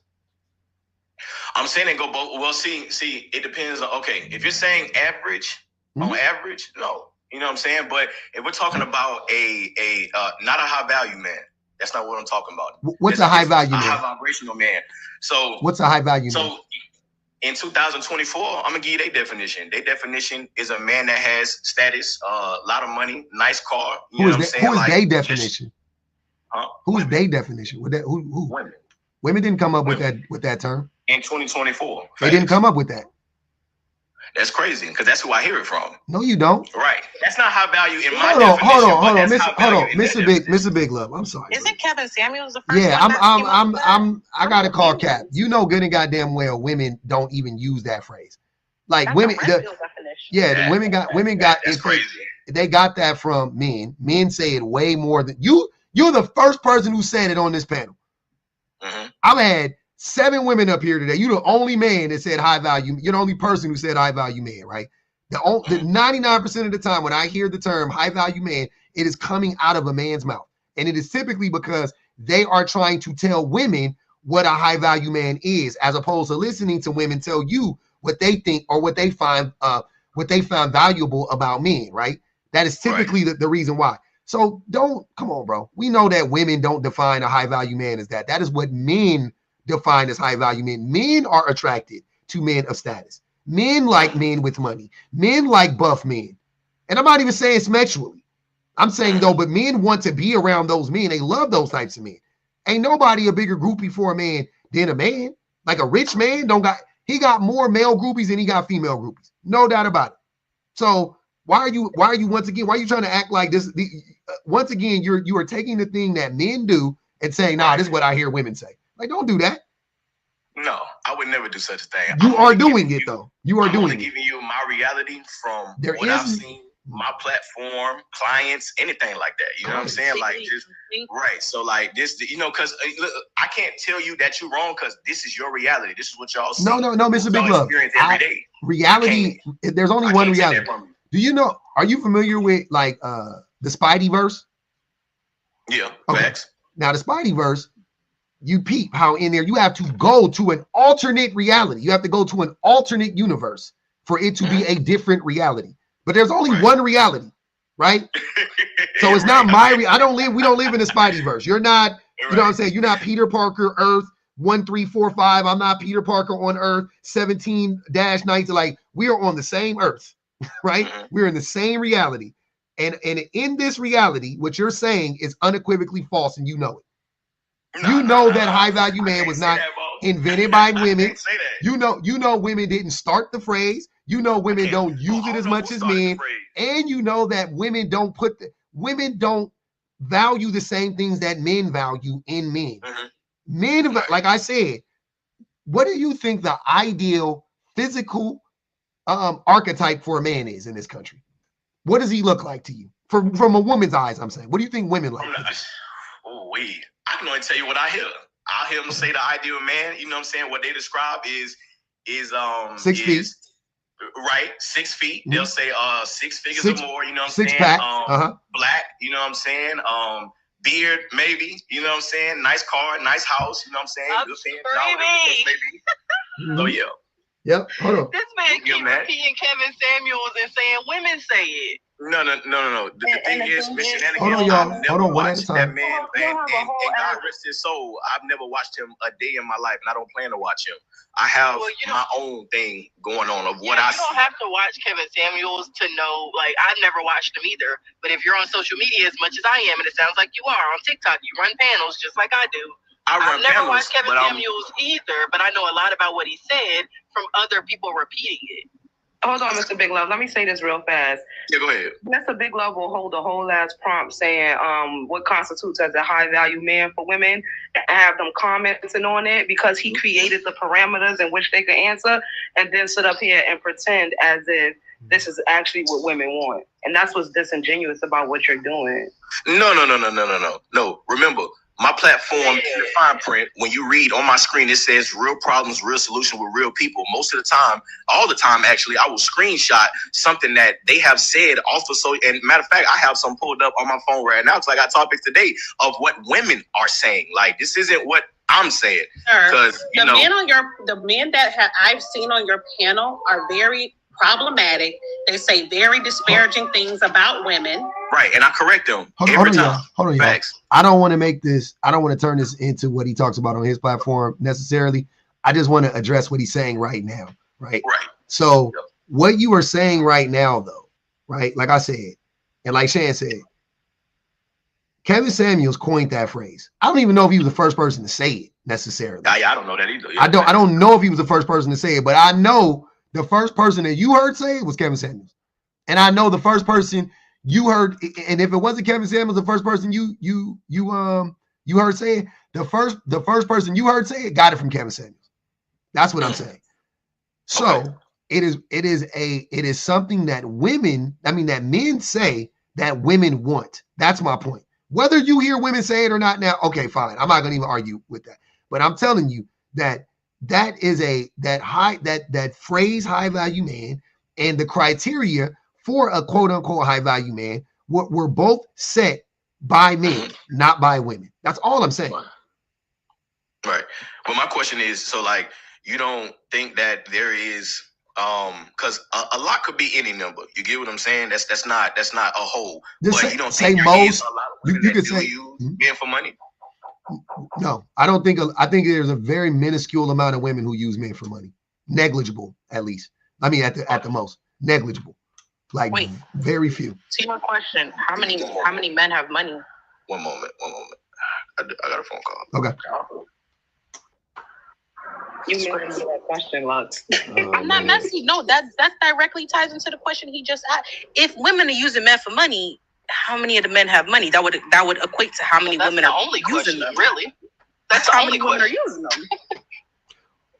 Well, I'm not gonna give him what he needs to combat that, but I would. Super quick, y'all. Can y'all get the likes up? We only got 100K. I know we on the backup, y'all, but let's support the backup. We were on the FYP for a good bit. I'm not sure if we still are. Keep liking up the live, please. If you are on the TikToks, keep tapping the screens to 150K, and then if you're on the YouTube, make sure you liking it up over there. Send them super chats. We love the YouTube cousins. Just do what y'all do. I muted Sarah. Sarah, you can come up if you want to. And get unmuted, but you could for now. You there's no stats to show how many women or what percentage of women use men for money. I don't know what stats you could point to say that they are using men specifically for money. I could point to stats that would prove that women don't use men for money. No, that do. I know. I'm saying, but no. I'm saying. So if you look at the numbers.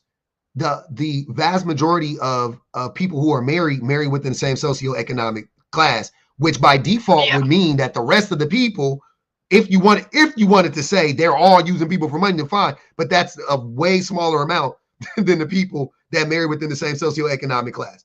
See what I'm saying? So that's how I do it. So I can prove to me it's beyond the shadow of a doubt that women don't use men for money.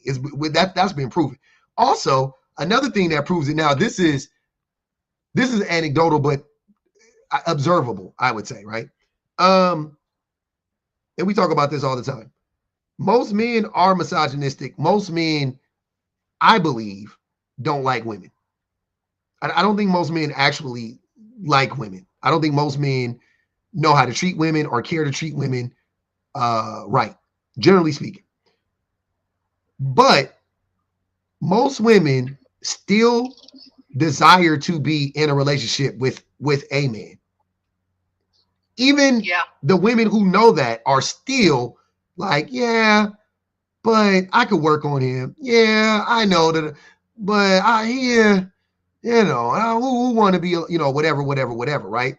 So to me, if women are these great users and abusers and all of that shit, why are they the ones that are willing to be in relationships with people who they know don't like them, don't respect? And I'm saying based on their womanhood, just based on the fact that they're women. Not that they don't like them as people, like personally. They don't like them because they are women.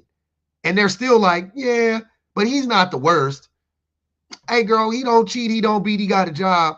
That's a good man's event. Like, women still do it. The majority of women are still settling for men, still making concessions for men. Just so they could experience, you know what I'm saying, that, you know, they still are conditioned to be in relationships with men. They still don't feel complete if they don't have a man, or they don't get married, or they don't have children, or whatever you want to say. Like, most women are still in that category.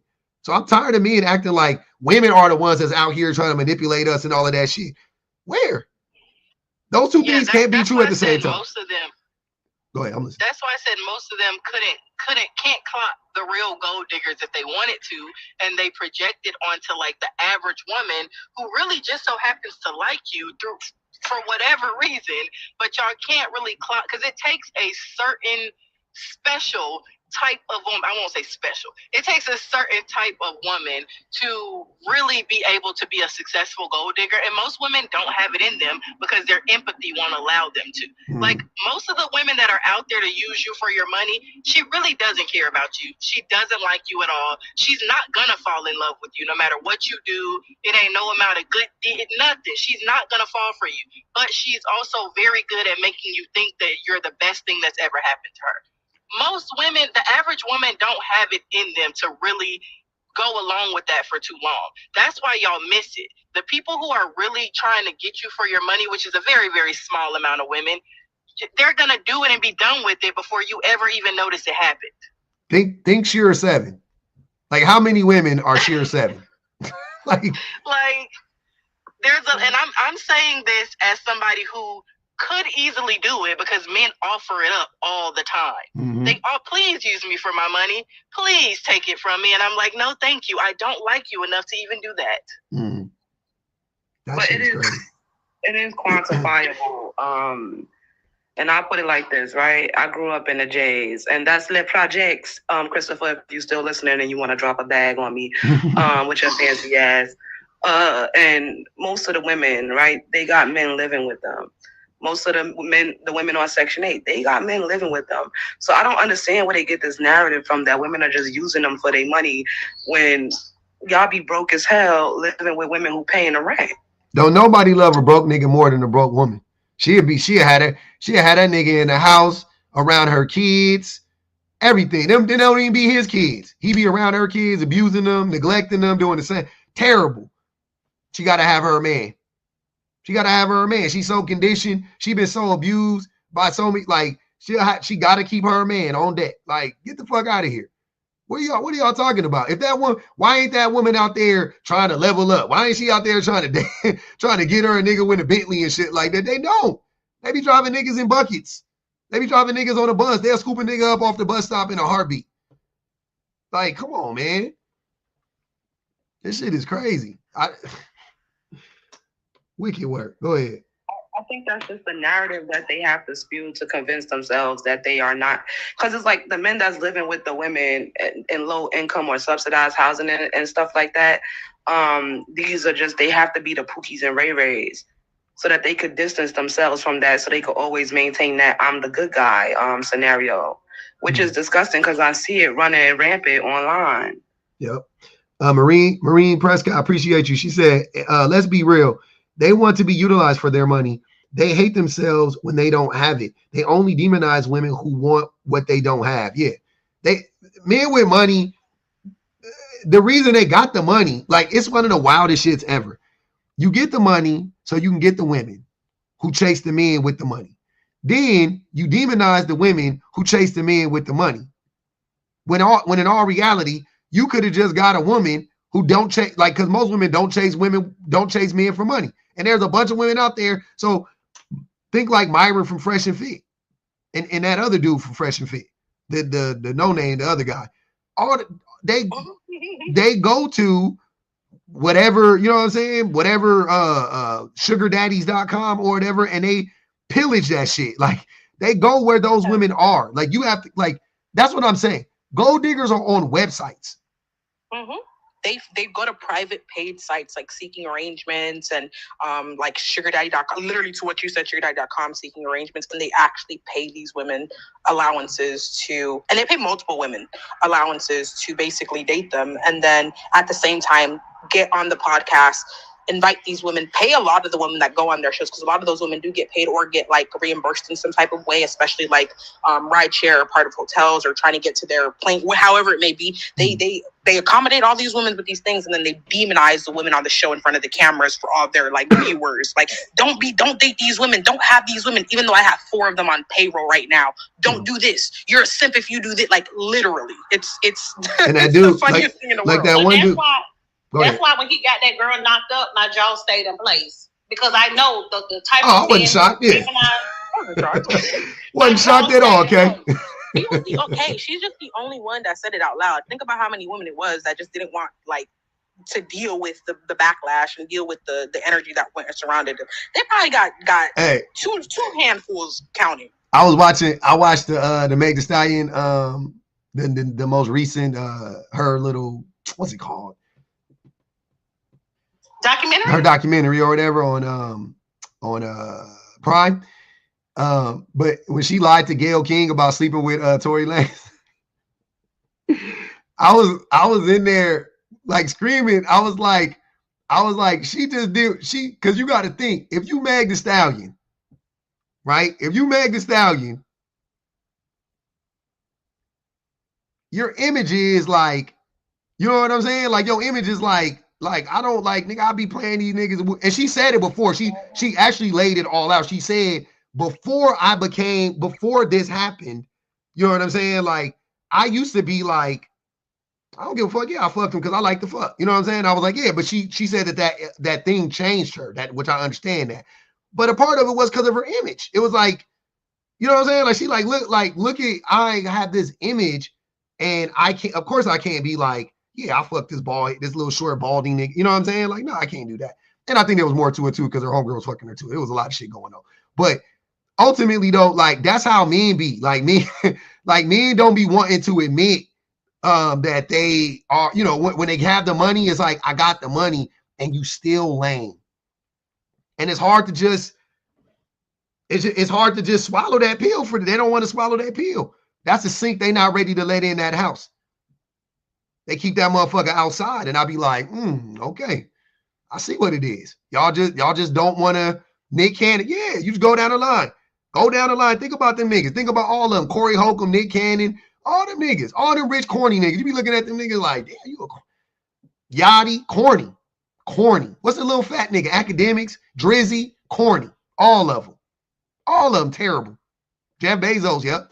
Jeff Bezos took steroids and went out and got him a goddamn video vixen damn near.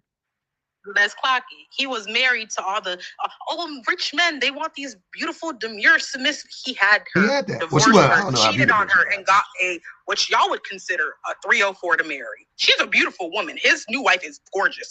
Is she a 304? She's very, very made up. She got the surgery. She got it all. She looked the part, but I don't think. No, she looked. That's what I'm saying. Like, she's not an ugly woman, but like. No. His first wife. Yeah. No. Laura Sanchez is a world-class beauty. His girl now, she's not married to her. Yeah. She's from LA. She used to be on TV in LA. I grew up watching her. Yeah. She's beautiful. She's a world-class beauty. I don't give a fuck. You know what I'm saying? Yeah. I don't think that she is a 304 at all. She's a professional woman. She's been making money. She's wealthy. She is a professional. I'm saying she's what these men would consider, because of all like the looking, like she does, like she looks the part. Yeah, I got you. Yeah. She's not low maintenance. Like, she's not a 304. I'm saying she's everything they say. Oh, we don't want women that look like this or that. Mm-hmm. Like, she's all those things, even though she's just a regular old woman. Like, she's not old woman. She's just regular woman. And no shade to her. She's also a single mom. So it's like everything that they say they don't want, it'd be exactly what they go for. Mm-hmm. Or they say high value men would never go for her. No, high value men love those women. Why do you think those women? They put that, they know exactly, they know how to catch the bait. They know how to catch the fish. They know how to bait them in. You know what I'm saying? Hey, y'all need to go watch that show, Later Daters, though, man. It's a woman on there that just reminded me of that shit right now. Cause she's 60 something. Hey, Anise? That's the one with the dude that was like, he don't want no older woman because they be deteriorating. And then he turned around and got this older woman on that date, and she works out and stuff like that. He said he wanted fit women, and she's fit. And then he said he don't want her. She was too old. Yeah, he said he wanted somebody a little bit younger. But yeah, man, Anise. But then Anise, hey, Later Daters is the red pillars need to watch that shit. Because that is everything that they be saying. I ain't gonna even hold y'all. Them old women's on there was 100% BOA. Everything was BOA. Nothing was about no connection. It wasn't about none of that shit. It was BOA. All of them was, look, when Anise saw that tall nigga with that beard, She said, shiver me tenders. That's what she said. He ghosted her. Yep. Yeah. And you can see it a mile away. You can see it a mile away. You can see exactly who. I was like, this nigga's a hoe. He's a thought. She was like, oh, Sue, oh. And her daughter, look, her daughter picked the nigga out. So they both knew. The daughter knew, and she was like, yep, I'm gonna set moms up because moms is whoopty whoop. And she folded.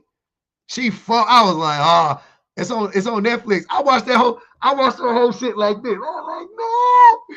I was like, Anise, don't do it. What is you doing?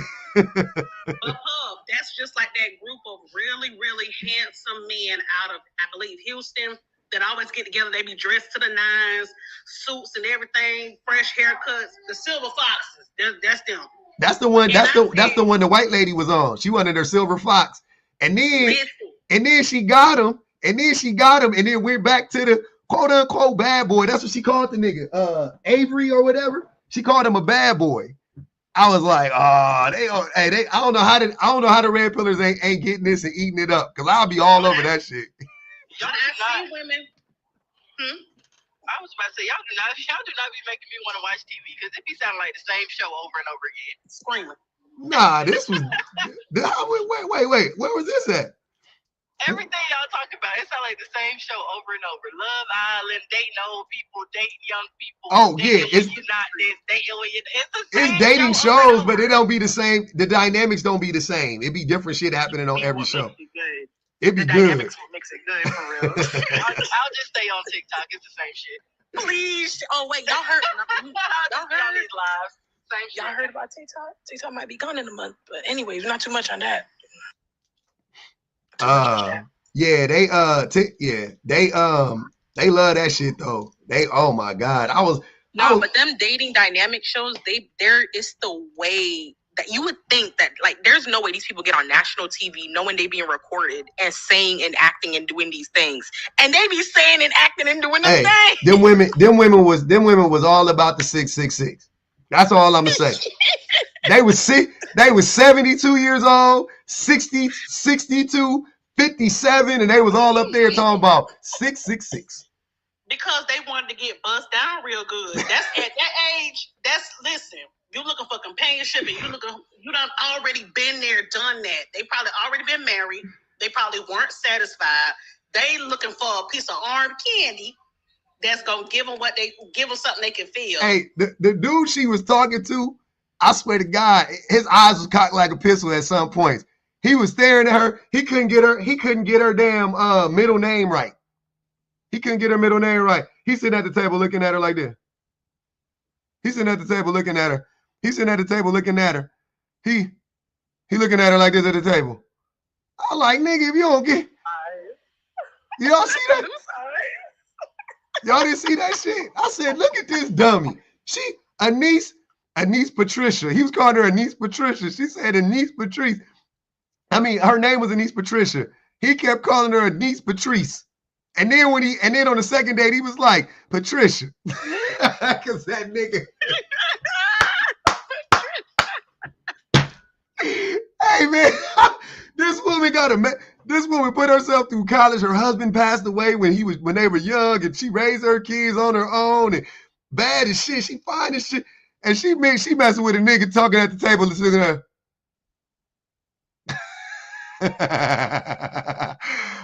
That shit was funny.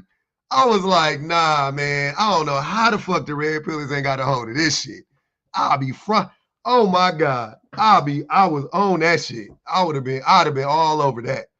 That shit was crazy. Yeah, y'all definitely got to watch the later daters. The first dude called her he was super red pill. Oh my God. The first dude that she went on a date with, that nigga was he sounded like he had been on TikTok his whole life. He was like, yeah, I like a woman with a little ghetto in him. I'm like, nigga, you ghetto. Like, Anise is like proper as shit. Anise remind me of my auntie. I got an aunt, Denise. You ain't never seen, my aunt ain't never had a bad hair day. I'm talking about she got her rollers in till 3:00 in the afternoon, and not because she lazy, because her shit stay tight. The curlers is in right now. Her shit always dyed, always perfect. I ain't never seen a hair misplaced. Her makeup always done. The jewelry always right. She smelled good. She got on the right hat to match the outfit, to match the shoe. Even when she at home, her bonnets match her little house dresses she be wearing. And they about the same. Actually, my auntie a little bit older, but same shit. So I seen the niece. I was like, yeah, I know who this. I know this woman for sure. I know this woman for sure. But man, oh man, did she fold for that tall nigga. I said, God damn. Hey, but to be fair, I can understand it though at that age, like Kay was saying, because hell, I'm out there now. Because I mean, people will try to make you believe that, like, going for I'm being so police. People be trying to make you believe going for the, don't go for attraction, go for character. All the characters suck. So bend me over and be fine, and let's just be done with this. Police. And pay the bills. And we good. And pay the bills? Oh, shit. And pay the bills. Yeah. And said BOA only. BOA and bring that money. Hey, that nigga was a dog trainer, and she was like goddamn, she had like a degree in like psychology or something.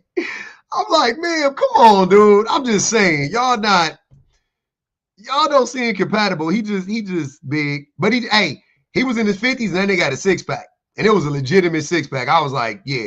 I told you, I can't wait to take my steroids when I turn 50. Woo, I can't wait to get on my first cycle. Start taking them in your 50s. I'm screaming. I'm taking them. Yeah, I'm starting when I turn 50. I don't need it. I got too much. I still got too much testosterone. I feel like my test levels are too high. I'll be out here running around. You might not need it at 50. You might be able to wait a little bit longer. No, I'm gonna need it at 50. Now we want to see Pub at 55 swole as hell. He gonna be like, look at the lats. Hey, I can't wait. He's gonna be working out in the mirror. Gender affirming care. Nope. He was 45. Ooh, he was 45. Nah, he was in his 50s. Nasty word. Hold on, Heather. You about to have me? Hold on, wait. He was. I'm just about to Google it.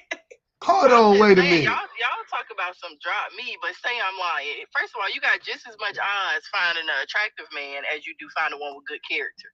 They both in low supply. I mean, I ain't gonna hold you. I ain't denying that. Please. I'm just saying. I can't do this with you. I hate it here so much. I'm just saying. That nigga name was Willie. Hey, that nigga name was Willie. She walked up to him and said, "Do they call you Big Willie?" I said, "Ma'am, you too horny for the streets. Go back inside." That's my kind of carrying on. I like her. She was too horny for the world. I was like, "Ma'am, Anise, take your ass back in the house." Oh my God.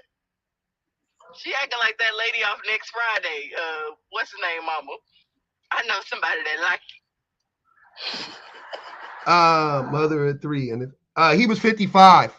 I told you he was in his 50s. They had nobody in their 40s on there. That was way too young. 45 is crazy. 45 is crazy. He was 55. And she's 63. Damn, and she was fiending. She was, oh my gosh, she was fiending. Jesus. She don't keep a box of condoms. She keep a box of blue pills. You seen that old ladies alone. I think the lady was 47 or 50, and the white couple was so flabbergasted because she was so fine. She was fine. They thought she was her daughter's sister. She fine. I got to see you her. Oh, she was fine. Who you talking about? Yeah, the lady on TikTok.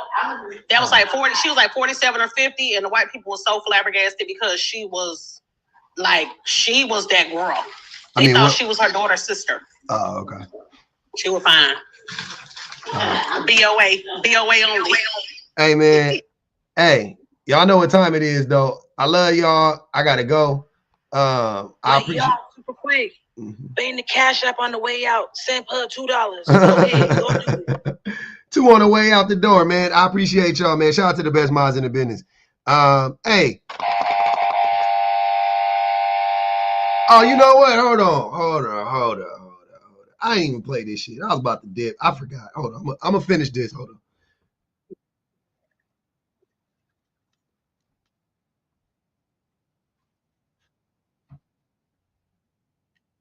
I forgot about this shit. I was playing it Since y'all don't want to give him no spins, we gonna listen to it in here. Hold on.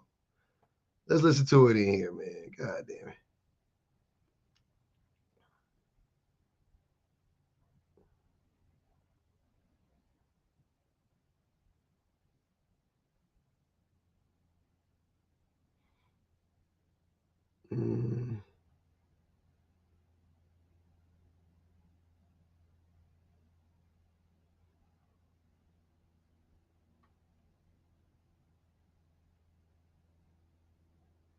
Why is it not?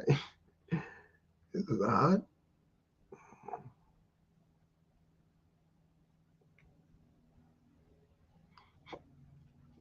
I remember when that boy just tried to lie and say that women be wanting men 666 men.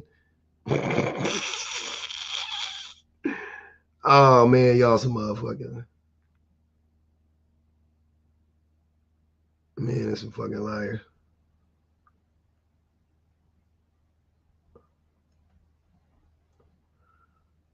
Okay, here we go. When it comes to like the dynamics in a relationship, so like money, productivity outside of the home, things of that nature, educationally, like black women are and black men have the largest disparity between the two groups. Like white men and white women are closer, you know, Asian men and Asian women are closer, but black men and black women are, you know, they're the furthest apart as far as disparity in what way? Like I said, like educationally, black women are significantly more educated than black men, typically. And every race has a significant amount of women more educated than their men. I know that I've seen. You know, I agree. I'm not. That's what I say. I said that men, that like white men, white women go to college more and graduate more than white men, right? But the disparity isn't as wide between white men and white women. So you have more white, like, you know what I mean? Like it's the percentages are closer, right? So okay, like, all right. So here's the thing. Gigi, is it too fast for you? Because I only watch. I told you I watch everything on 2 times. That's my. I all my books are on 3 times, but my But when I watch videos, I do it on 2 times. But if this is too fast for y'all, I'll drop it down to regular speed.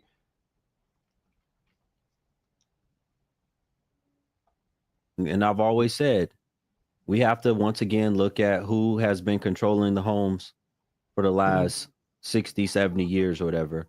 And it has not been, and especially in the black community, it has not been father-dominated homes. And when I say dominated, I'm not talking about a man ruling with an iron fist.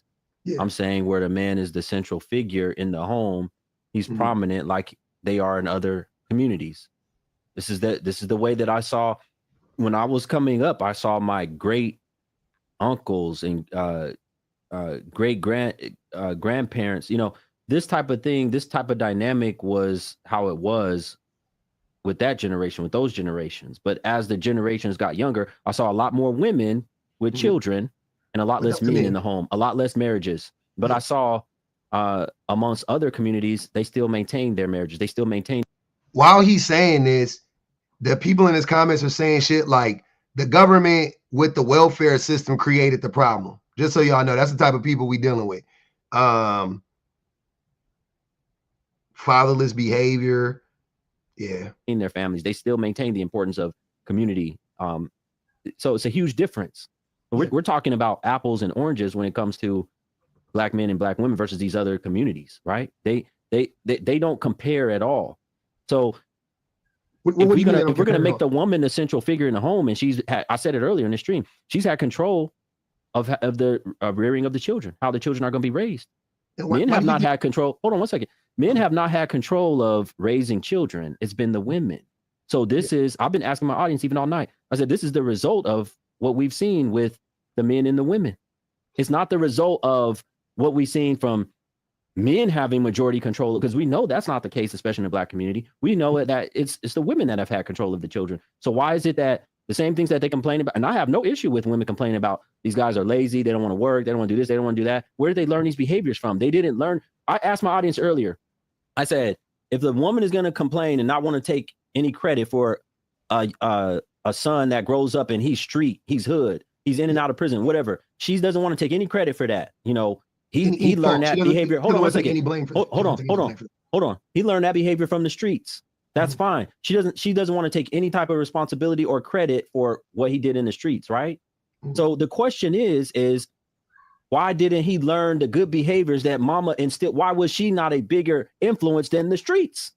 Can I respond to that? Yeah. So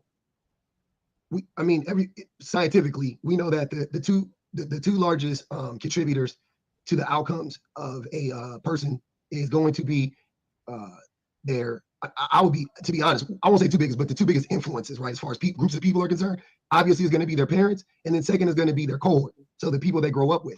So if you have a woman who isn't getting any financial support from a man that abandoned her and the children, and they live in an impoverished neighborhood, and they grew up around a bunch of impoverished, undereducated people, then yeah, that's going to affect them, right? If you put that same child in an environment with a lot of healthy friends, then the outcomes would go up, even if the child themselves are in an unhealthy environment at the house, let's say, right? But you put them around a bunch of children and kids in high school studying for the SAT and planning to go to college and whatnot. That child will more than likely he or she will fare better than the child that grew up in that same neighborhood, but just was around the kids who were of lower socioeconomic status. So I mean, we all know that that's what it is. It's not a mystery, right? And trying to me, when I've heard that before, Guru, that's not not foreign to me, that idea. And I think that it is an easy it's an easy explanation for what's going on. Like, hey, it must be the women, you know what I mean? But I just disagree with that wholeheartedly. I mean, of course, I grew up with a single mom. I would definitely hold my mom accountable for whatever she didn't do, or you know what I mean? Like I'll hold her accountable for. Okay, but we don't do this in any other area of life, because if your children go to school district A on this side of whatever, California, right? On this side of the railroad tracks, and majority of the students are failing. Majority of them are failing bad. Majority of them have bad behavior problems, right?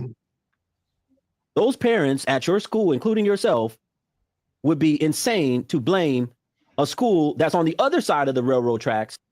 Lux, this analogy was really bad. I was like, what the fuck?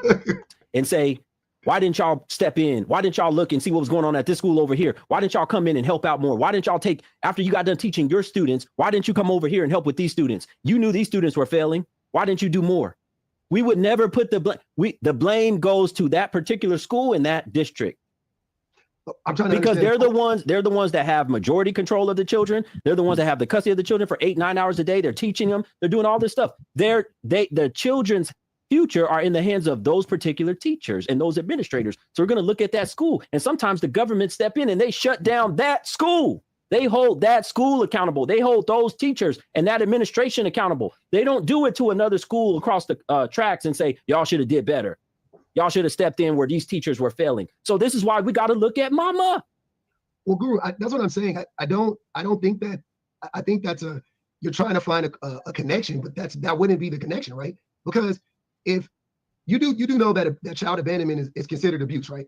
So, and we know that the number one form of abuse is child abandonment. It's not corporal punishment. It's not people laying hands on their kids. It's parents neglecting their children, mothers and fathers, right? Whichever group. But if a father isn't there, and a father isn't there emotionally, and a father isn't there financially, especially financially, right? And we know that the largest demographic of people in poverty are women and children. Then why are we not talking about that? Why are we not talking about the economics? Why are we acting like it's just the women? Like, because to me, it's like you would then have to explain what exactly the women are doing. Like, you know what I mean? Like, you would have to actually like explain exactly what it was. But I can explain, and you already know. You know what I'm saying? You're intelligent enough to understand how economics affect the outcomes of children. You know what I'm saying? Like, so I don't know why we would just turn a blind eye to that and be like, well, that has nothing to do with it. They're just with the mamas, and it must be the mama's fault. That's lazy. You know what I'm saying? Okay. Like, all right. Do you know the difference in how much Black women that have children versus Black women that don't have children? Do you know the difference in net wealth? No, it's probably similar. Yeah. Yeah, it's probably similar. It is $1,700. Yeah, but Black women with no children, according to the 2019 study, Black women with no children have a net worth of $1,700 US. Black women with children, $0. That's not that much of a difference. But that's not true though, because so you're telling me that if it's the father, no, it is true. So if you're telling me that if this is the father's fault, a lot of these men are not stepping up, right? Which is fine. We can say a lot of them are not stepping up, but we can't negate the fact if you are there supposedly taking care of your children, right? And you have all of this access, you have all of this support, all of these benefits, and a lot of these women, they don't even argue that. I've talked to a lot of them. They don't argue. Are you saying the women have all of these benefits? Yeah, they have. What do you think WIC is? Do you know how much money? That's not a benefit. You know how much money you have to WIC make is not a benefit to women. Women, infant, and children is not a benefit to women. No, it's not. What do you mean a benefit? Like you know what I'm saying? Like programs they like WIC. Hold on. Programs like WIC. Are you serious, brother? You got to be joking me. I grew up on food stamps. I grew up on government. I grew up in Section 8. That's what WIC is not a benefit. I'm not. Guru, listen to what I'm saying. To qualify for WIC, you have to be living in poverty. So saying it's a benefit is wild to me. Like you're still living in poverty. So because you can go buy some cereal and some milk at the store, that's not a benefit. That's not true. That's to survive. You do. That's not. Sir, how much money do you have to make to qualify for WIC? Hold on a second. That's not true because these women all the time finagle their money. They will work a certain number of hours in order to stay under a certain threshold. I've seen them do it. I've seen women in my own family do it. They say, I'm not going to work more than this many hours. So because I'll get kicked off of these benefits, these government benefits that I'm getting. They do this shit.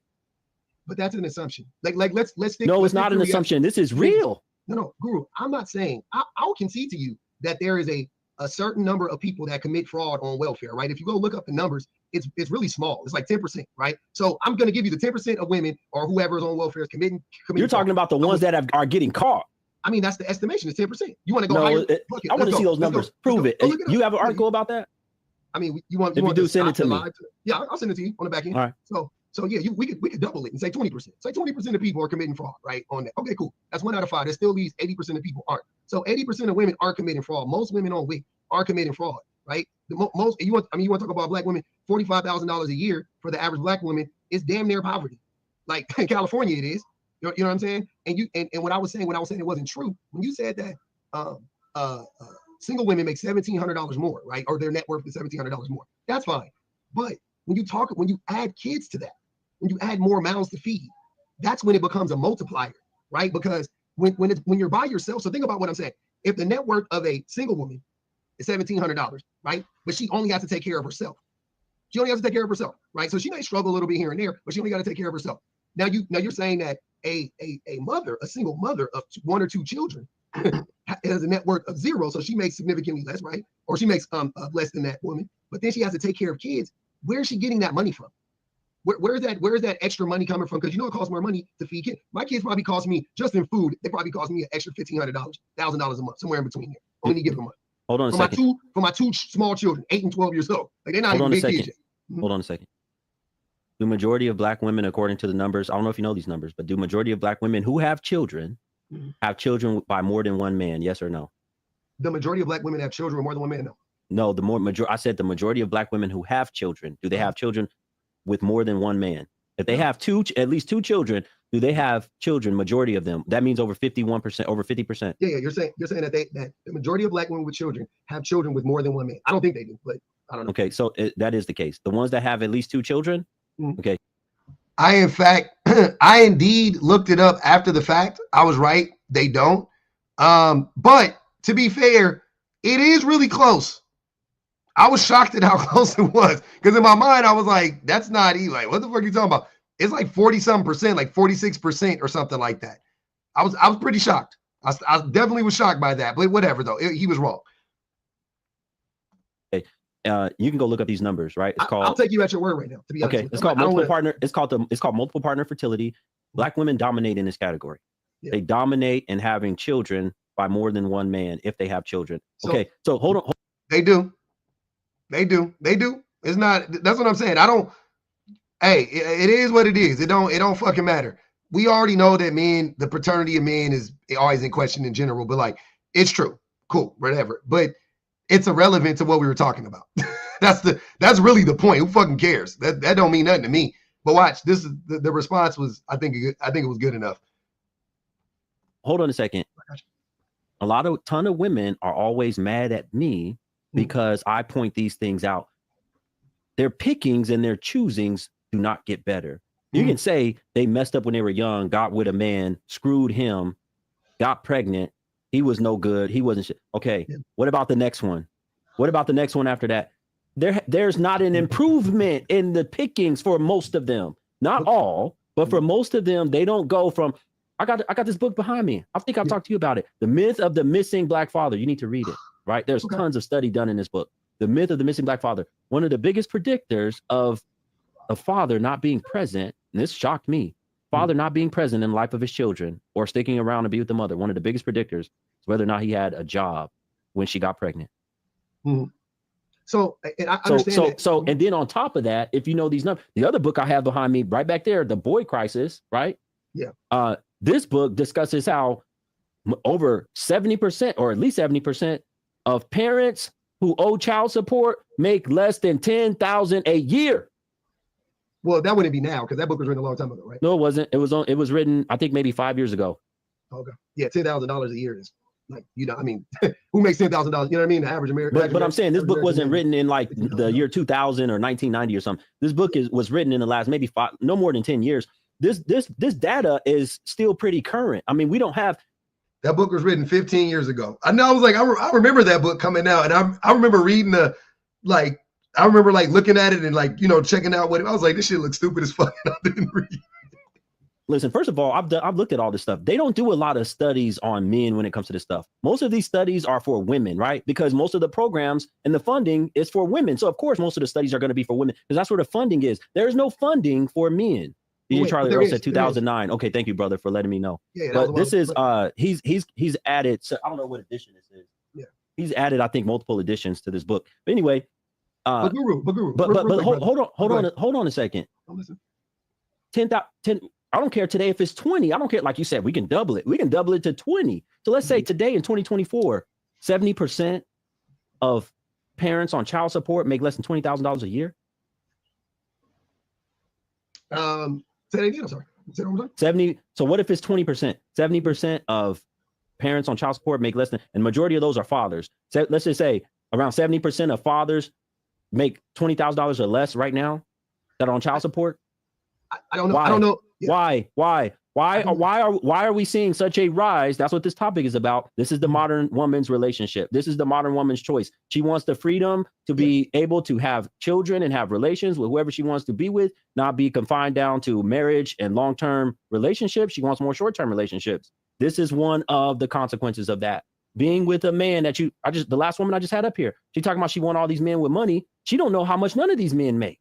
These women don't do no investigation. They don't know shit about what these men are doing out here with their fine. You cannot hold the reproductive rights and decide on who is going to get birth into this world and then blame the one that you chose to mate with and say it's his fault for not making enough money.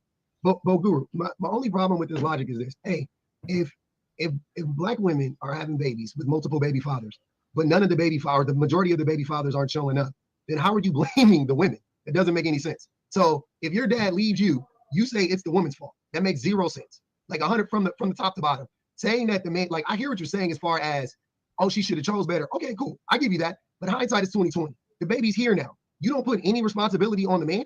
You don't think that the man should figure out a way to show up for that child. If he can't show up financially, at least show up physically. You don't gotta live with the woman to show up and take the kid to the park and talk to the child and watch his child and spend time with his child 3 or 4 days a week. Like you putting all of this responsibility on women, right? And then conveniently giving them all the blame while simultaneously not talking anything about the fathers who have abandoned the children. You want to blame the parent that stayed and not the parent that left. Like it doesn't make any sense. Like okay, hold on a second. I'm not arguing with you at all. To me, it's irrelevant. I'm not even that's why I'm not pushing back on any like stat or whatever. I don't even care to nitpick on any of that stuff. My whole thing, the problem that I have with this approach that you're taking on this issue is you cannot, in good conscience, blame the person for staying and taking accountability, raising the children the best that they can, and then saying that, well, you should have chose better. What are you saying to the dads? Okay, hold on a second. To the fathers, I just want to know what is your hold on a second. When you first came on here, you brought up abandonment, right? You said, or child neglect, child abandonment. Okay, you talked about that. Okay. Mm-hmm. I asked my audience when I first started this live stream. Yeah, and we're not going to exactly, whoever wrote parental alienation, we're not going to talk about that because plenty of women do that. That's not even a real thing. So hold on a second. Oh, you're gonna tell that to all. Hold on a second. You're gonna tell that to all of the. You don't even gotta tell me that. You're gonna tell that to the countless number of PhD doctors who have written books on. There hasn't been. Oh, really? Okay. All right, brother. That's one thing for sure. I know you don't know about. Brother, you don't know what you're talking about. You don't know what you're talking about. There's been plenty of doctors who have PhDs who have wrote about this stuff. Anyway, let me get back to what I was saying. When it comes to abandonment, I asked my audience when I first came live, I said, if the women are out here complaining about these men that are street dudes. Just so y'all know, I had to be very delicate, if you can't tell. I had to be very, very delicate in my approach. I couldn't press his, he's like a fish. You know what I'm saying? He was squirming, he was swimming away. You got to be real, you know what I'm saying? You can only go so hard on him. You can only do so much, right? Because he got a brand to protect. So it was him letting me up there was a risk to him, to his brand. No doubt about it. Him letting me up there was a risk to his brand, for sure. Right? I'm sure in his mind, he was like, oh shit, another viral moment waiting to happen where I'm the butt of the joke. You know what I'm saying? So he was worried about that. And so I made sure that I didn't, want to press. He needed to be coddled. Exactly. I had to be nice. He didn't answer any of my questions. Yeah. And I know about it just kept going back to like, you haven't answered my question. You haven't answered my, like he just would have dropped me. So I was like, cool. We clocking it. You see what's going on. They don't want to work. They in and out of jail. They don't want to take care of their responsibility. And I said, if we know that majority of them are out here in today's society, a lot of them are being raised in single mother homes. Mm-hmm. Mother's not going to take any credit for that. Fine. Mm-hmm. I said, where are they learning how to be street dudes? Where are they learning? Exactly. That's what they said. They said from the streets. Obviously from the streets, yeah. Hold on a second. I was in the streets. So I said, if they're learning that from the streets, mm-hmm. that means that, once again, that goes back to my original point when I already told you this.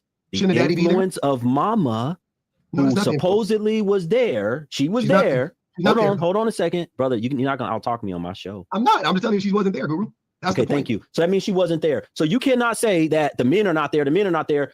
If these boys are being raised in the streets and they're learning and picking up all of these behaviors from the streets, that means mama, I don't care if she still is claiming the child on the damn taxes. She is not there. Where is she at, Guru? Can you answer that? Where is she at? Where do you think a single mother would be if she has kids to take care of? Where is that one? Brother, have a good night. I'm done talking to you. Got him.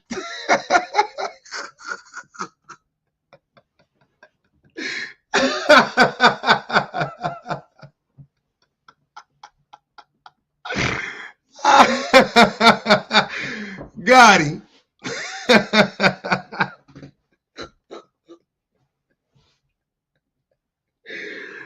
Oh my God.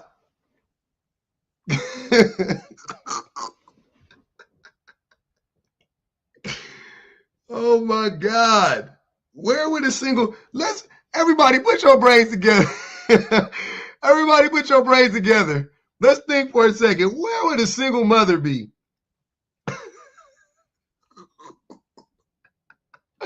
Where do you think that single mother might be, huh?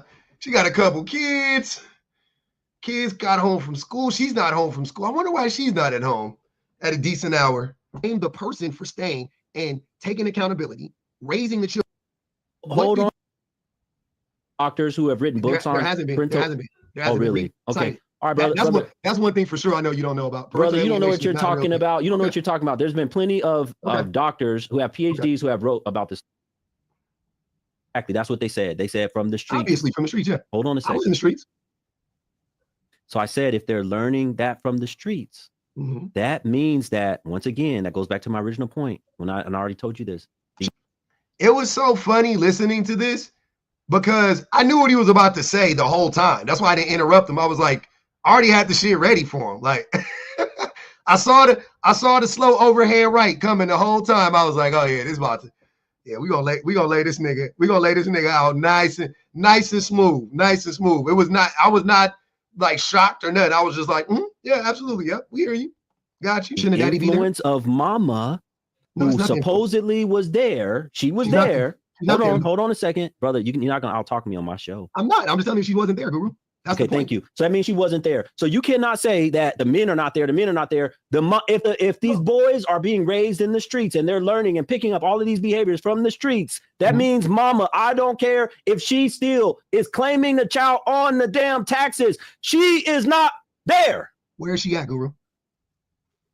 Can you answer that? Where do you think a single mother would be if she has kids to take care of? Where is that one? Brother, have a good night. I'm done talking to you. It got funnier on the replay. I didn't even look at it the first time.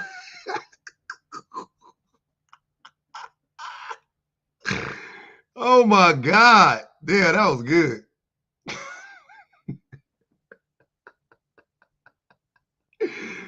Oh man. Jesus Christ. Hey man, shout out Guru, man. Let's do it again, Guru. We can spin the block again, man. We'll set something up. Let's do it again. Come back with all them talking points. I love it. I love it. Let's do it again, man. Yeah, absolutely. Let's do it again. I wanted to, yeah, he dropped me right after that. He dropped me, then he hit that Funk Master Flex bomb. Like he had dropped the bomb on me. Y'all didn't hear that bomb that he dropped? Look, he was so proud of himself. Hold on a second, brother. You're not going to out-talk me on my show. I'm not. I'm just telling you she wasn't there, Guru. They're learning and picking up all of these behaviors from the streets. That means, mama, I don't care if she still is claiming the child on the damn taxes. She is not there. Where is she at, Guru? What? Can you answer that? Where is she at? Where do you think a single mother would be if she has kids to take care of? Where is that one? Brother, have a good night. I'm done talking to you. Hey man. He dropped that Funk Master Flex bomb. That shit was crazy. But it was funnier because it came after I asked him that question. So it actually sounded like the question stuck him. Like it got him. I thought he put it right now listening to it because I didn't hear it in real time. I thought he put it in afterwards. Right now I was like, but he wouldn't have done it afterwards because this is the original video. Oh my God, that was perfect. I love it. That was good. Oh man, he never answered the question, Petty. He never answered the question. Now I didn't do that, bomb. I don't got sound. This is only. If you hear this, that's me. If you hear that, that's me. That's all you got out of me. I need to give me a soundboard. They said run it back one more time. Hold on. You want to hear the bomb part or the whole part here? Hold on a second, brother. You're not gonna out-talk me on my show. I'm not. I'm just telling you she wasn't there, Guru. That's okay, thank you. So that means she wasn't there. So you cannot say that the men are not there. The men are not there. If these boys are being raised in the streets and they're learning and picking up all of these behaviors from the streets, that means, mama, I don't care if she still is claiming the child on the damn taxes. She is not there. Where is she at, Guru? Can you answer that? Where is she at? Where do you think a single mother would be if she has kids to take care of? Where is that one? Brother, have a good night. I'm done talking to you. Hey, I'm about to clip that shit up and send that to my mama so she can laugh at that shit. Hey, hold on. I gotta send that shit to my mama. Hold on, let me remind myself to send that to mom. She gonna be cackling at that shit. My mama gonna be laughing like a motherfucker. My mama about to be laughing like a motherfucker at that. She gonna be like, nigga, I was at work.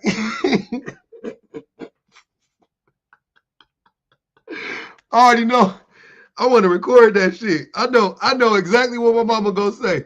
My mama gonna say, nigga, I was at work. 1,000% chance that's gonna be my mama. I guarantee, I will bet my life on that shit. My mama's response, I'm gonna send her the clip. I ain't gonna say nothing. I'm gonna be like, listen to this. My mama gonna watch it and she gonna say, nigga, I was at work. That's gonna be her response, verbatim. I fucking guarantee it. I guarantee it. 100% chance. That shit was too funny. Oh my God, man. That was beautiful. I loved it. I thought the bomb was for me too. I was like, oh shit, he cooked himself. He lives in a world where kids aren't at school. Damn. Teresa said, I'm going to do a response video with the sources. Yeah, definitely do that shit. Send it to me. Naima said, you need to send G. She is a stat expert. Bet. Y'all know, I'm going to tell y'all something, to be honest with you. I don't really need the stats when you have these conversations. You don't really need stats for these dudes. They're not going to believe the stats anyway. You know, you know what I'm saying? Like, you don't need the stats for that shit. Look, he talked himself into a circle using all them stats and all that random shit. I just let him do all of that shit. I let him just walk himself he literally walked himself to the point. He walked right into the point. That's why the daddies need to be there. That's all I was saying. She's not there. Okay, where is she? At work? Okay, cool. That's when the daddy should be there and pick him up from school. Like, what is we talking about? I'm about to go pick up my baby in 20 minutes. It's Friday. I'm about to go pick up my baby in 20 minutes. We're gonna go get some Greek food and we're gonna come home. We're gonna watch what we watching tonight? We watching Transformers, the cartoon Transformers. It's on Paramount Pictures right now. We're gonna come home, we're gonna watch that shit tonight. Oh no, that's a lie. I take that back. Me and my baby gonna hang out, and then I'm taking my wife to eat charcuterie tonight at this little spot down the street. My fault. Saturday we gonna watch the movie late night. Me and my baby. That was a good crash out, huh? Yeah, no, we eat charcuterie. But where the mama at? Who mama? No, that's at BPG. Our thing is at 4 o'clock, 4:30. Hold on, let me look. Yeah, what time is it, BPG? Ain't it at 4:30? If I'm not mistaken. It's in my calendar. My wife, my baby mama, she at work. Men are the quote unquote street. 7 p.m. Yeah. So it's 5 p.m. my time. Yeah. We good. I got it locked in. We good in there. Person of the future said men are the streets.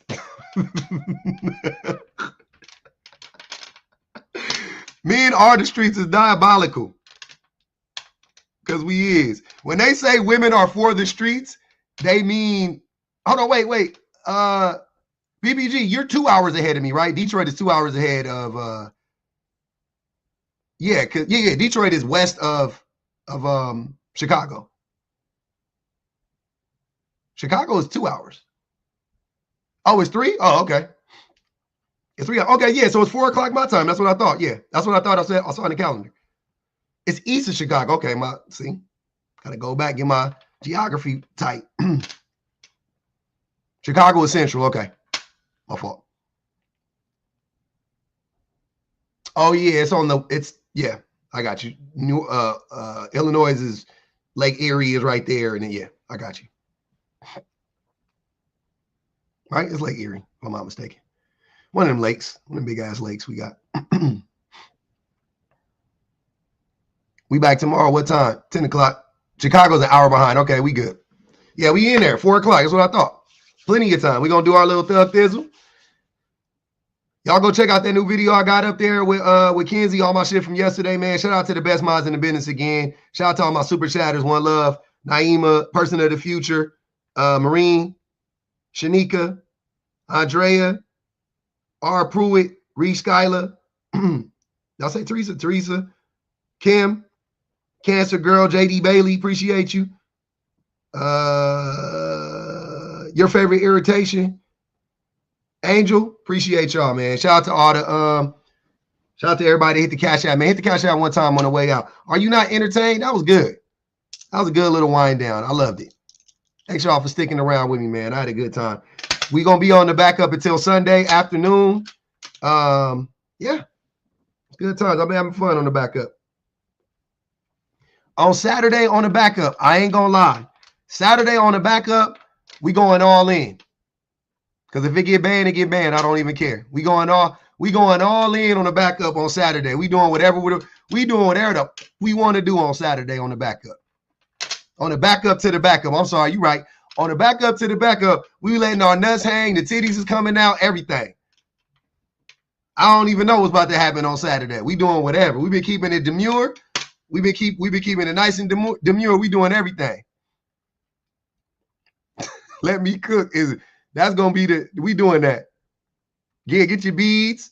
Crash out Saturdays is imminent. Yep, the other two got banned. Yeah, crash out Saturdays is imminent. Charcuterie. That's at night. That's when we come home. That's when we come home. She said Mercury in retrograde. All right, y'all. I'm about to go. I gotta pick up my baby.